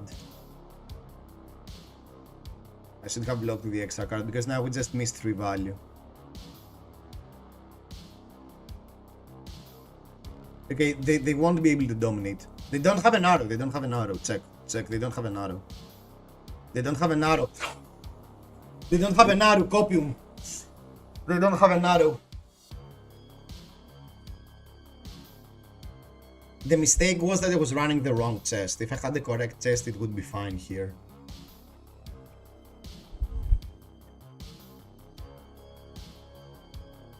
Okay, if Azalea is the meta, is Guardian back?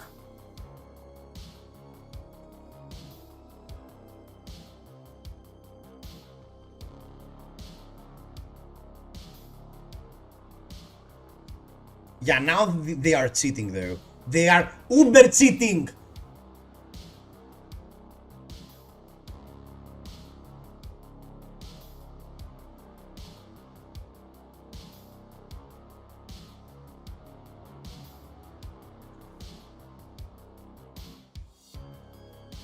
Uber cheating, oh my god!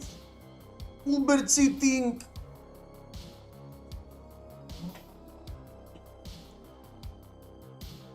We were almost losing this game to young Azalea. Almost losing this game.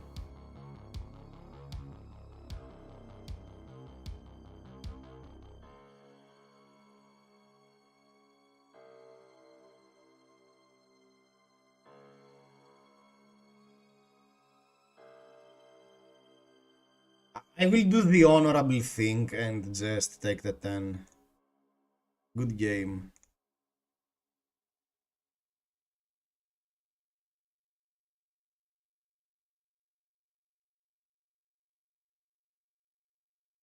God, that was a close one. Okay, so how are we beating Azalea?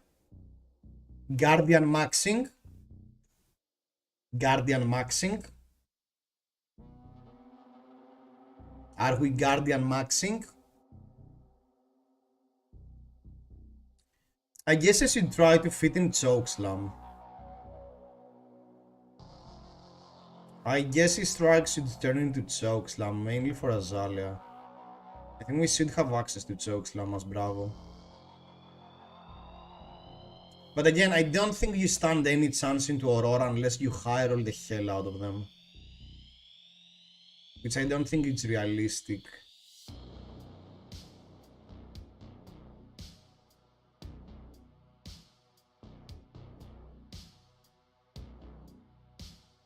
What other deck? Can we even play Assassin in this meta game? Can we even play No?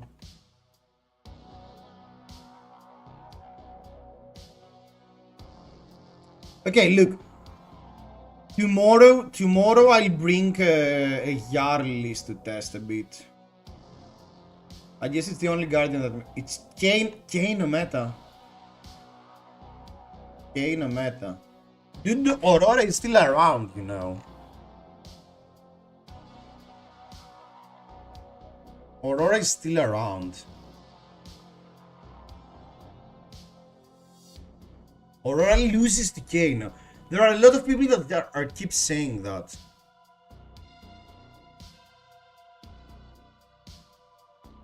Yeah, no, I don't think this is the list. This is the list.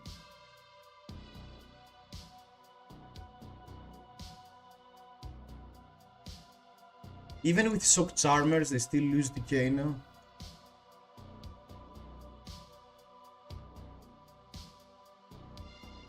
Then what? Are we stacking? I mean, the Florian matchup is a buy. You're playing versus Ella. Maybe it is a Kano meta. Wildfire for 6 is lethal. Okay. Do you have a ready Kano list? Let's actually search. There will definitely be a correct Kano list.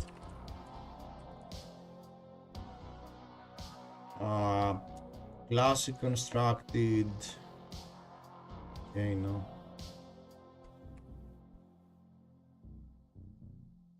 Kano Pamel party team.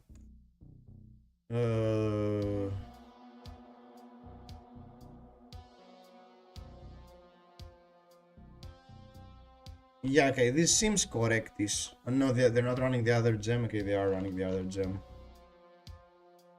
No?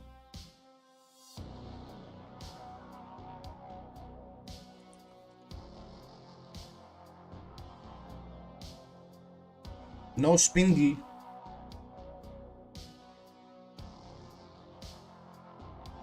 No Spindle. Really?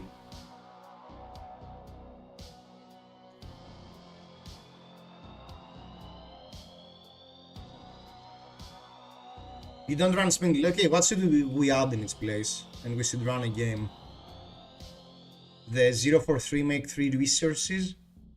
Where is it? The overflow the ether wall.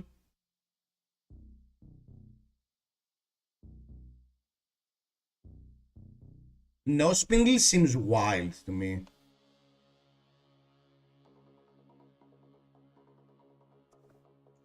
Okay, that's way easier.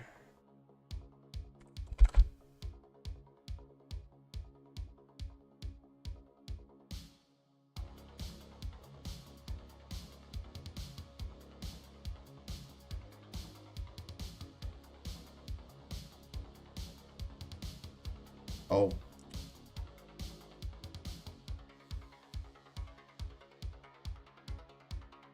Yeah, copy. Photon splicing.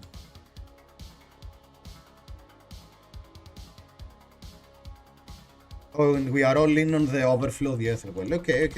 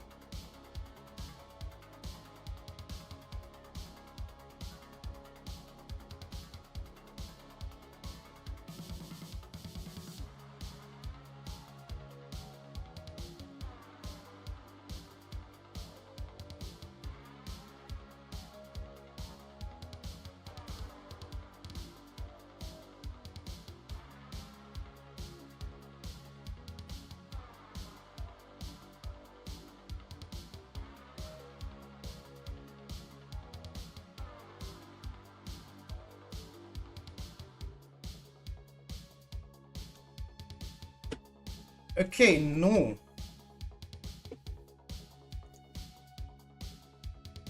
No Tunic versus no.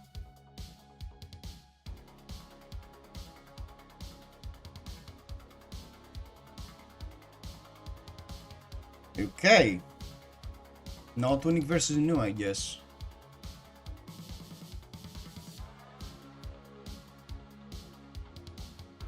AB2. I don't know how to play this deck. I don't think we super stuck, right? I don't think we super stuck.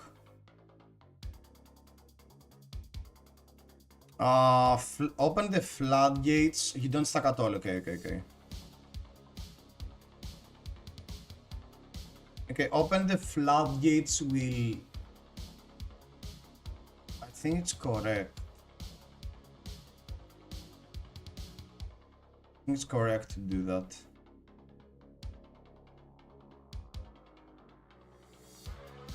Because that's pretty much 2 cards deeper when we play the gaze. Okay.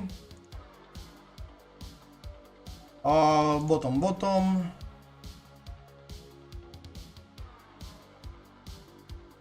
Okay, no.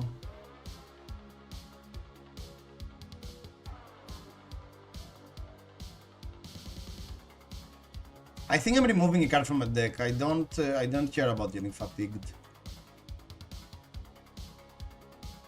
I don't think I'm going to lose this game of getting fatigued. Double trouble. Yeah, lol, I'm not blocking that.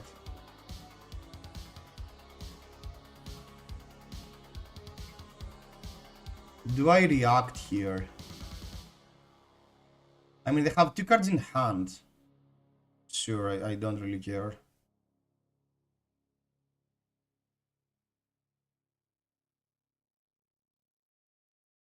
Okay. Sure. I can deal some damage. No, it's fine. Okay.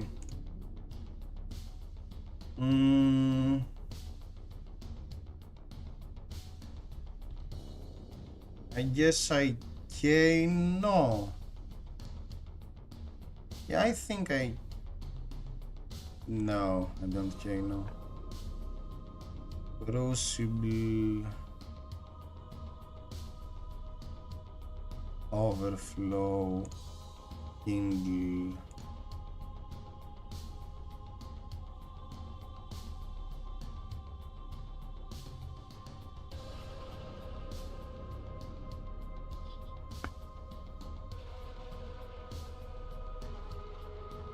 Clarity Potion, yay!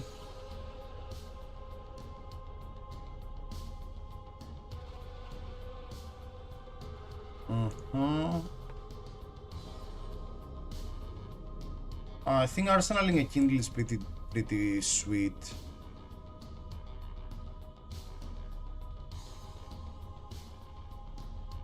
I'm fine with this trade. I'm super fine with this trade. No, the Wheel of Arcana!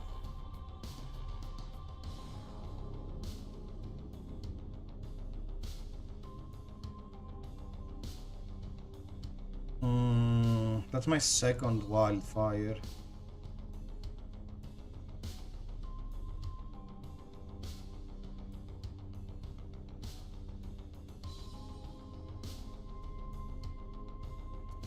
I'll just block 3. Taking 2 is fine.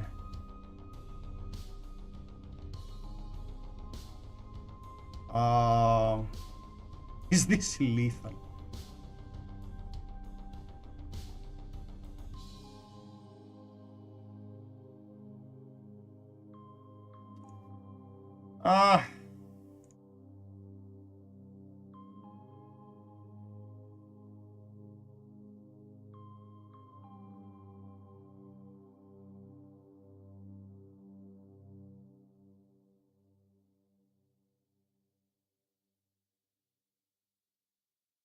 I think we have the next... We need at least 1 Epot to go off. I don't think we can go off without at least 1 Epot. But maybe I'm simply not an experienced Kano player.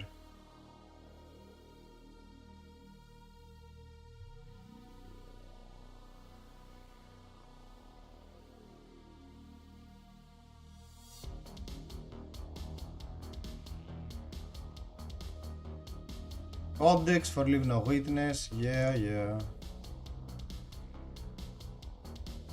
Do I Kano here? I think I do Kano.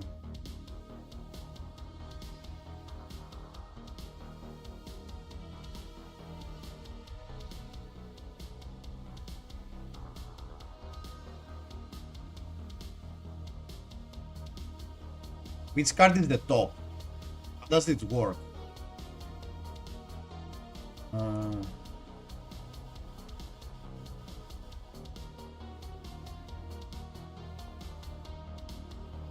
Left is top, okay.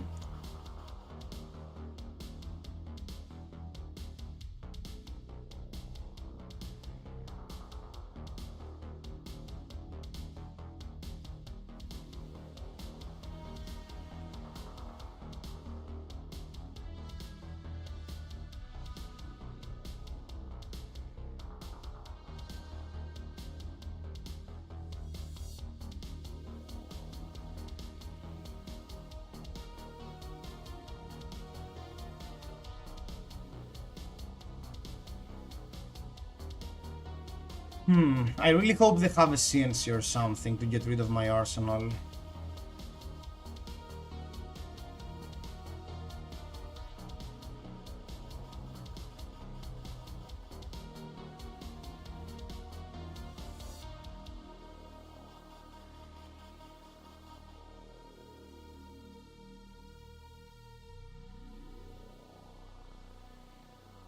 Levels, sure.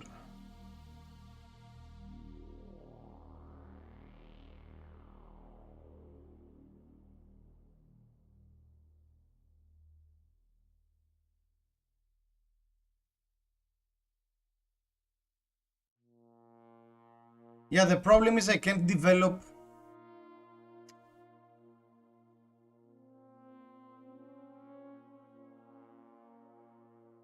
Yeah, I don't think we can kill them.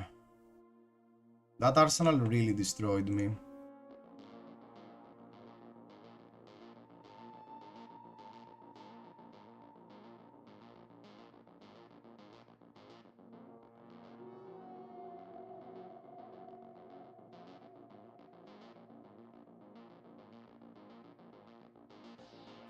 Let's do one more game. We've messed up a lot this matchup.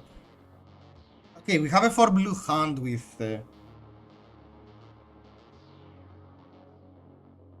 put wildfire, 2 blues on top and ponder into wildfire. Oh, I see what you mean. Yeah. Mistblade.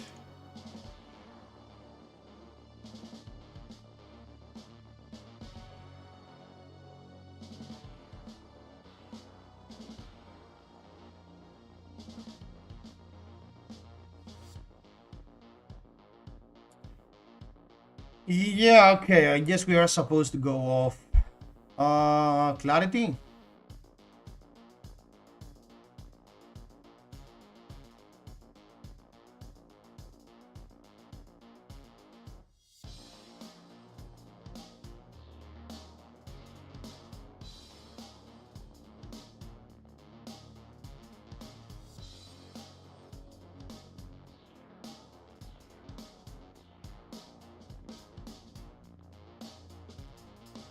Yay.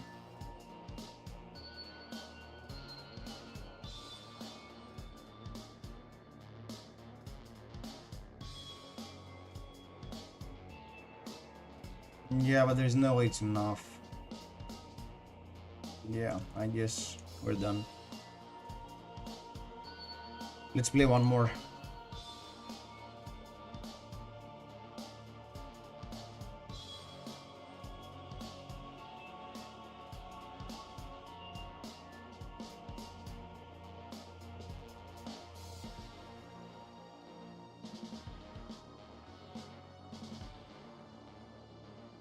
Aurora. Big Jane. Yes, I'll go second.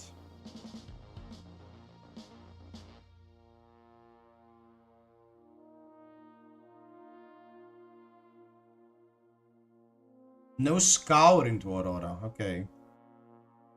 But with 6 spots, I guess I still won't go first. Maybe, who knows.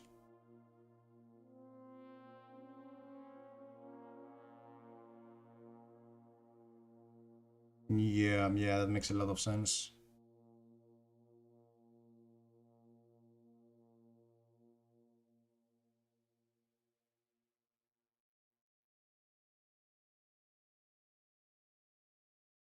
I guess I can Kano the Epot.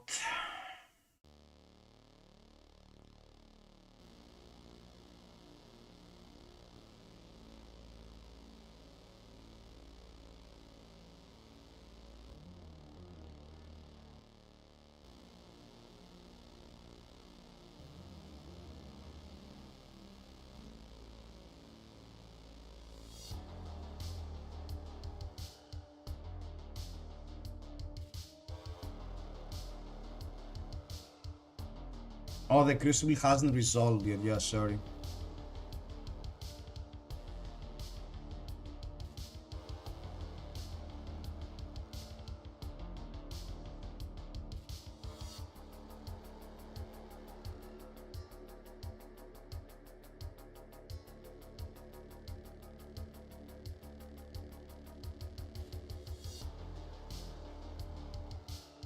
I think I'm simply blocking here.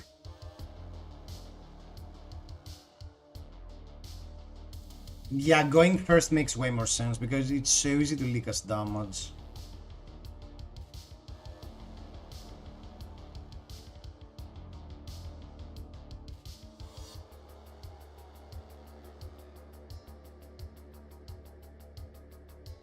They had the Lightning Press. I think Lightning Press is still better in Arsenal, even if they had the Lightning Press.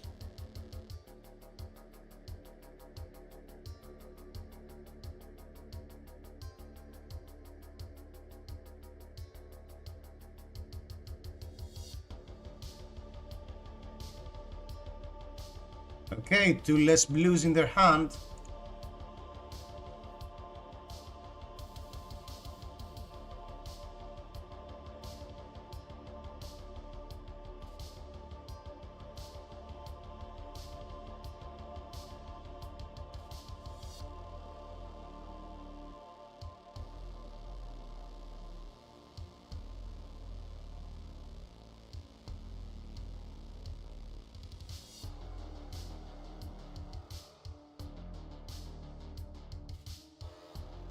Yes, yes please.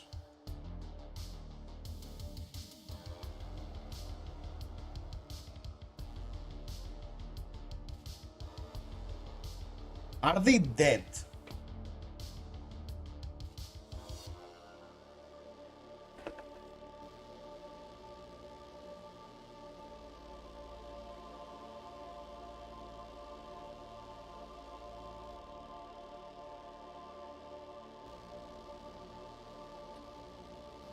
Clarity opt to find the blue Kano. Kindle, activate Ragamuffins, put the lesson on lava on top. No, we need to open with Kindle. We make sure with Clarity we get a blue. Ragamuffins. Put the lesson on lava on top, activate Kano. Banish, draw. I think we go for it.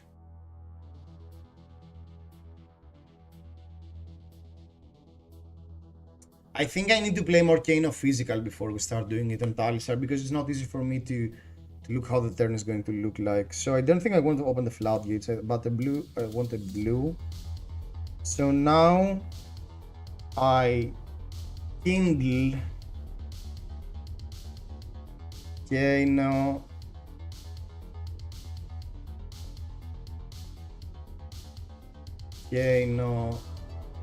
No, that's not working. I should have hold the priority. Okay, we are messing up. I can't play this right now. I need to play more physical. I need to play more physical with Kano. But Kano seems like an interesting deck to check out. I'll probably build the deck and go to the armory in Wednesday. And we can play some more Kano tomorrow. Kano is an interesting deck to tinker with.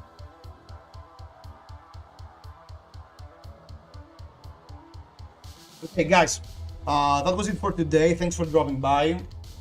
We'll be back tomorrow, play some more Kano, play some more, maybe some Guardian. Guardian will be boring probably though, so we might play some more Azalea. Thanks for dropping by. I'll see you around. Have fun, be safe, have fun in your armories. See ya.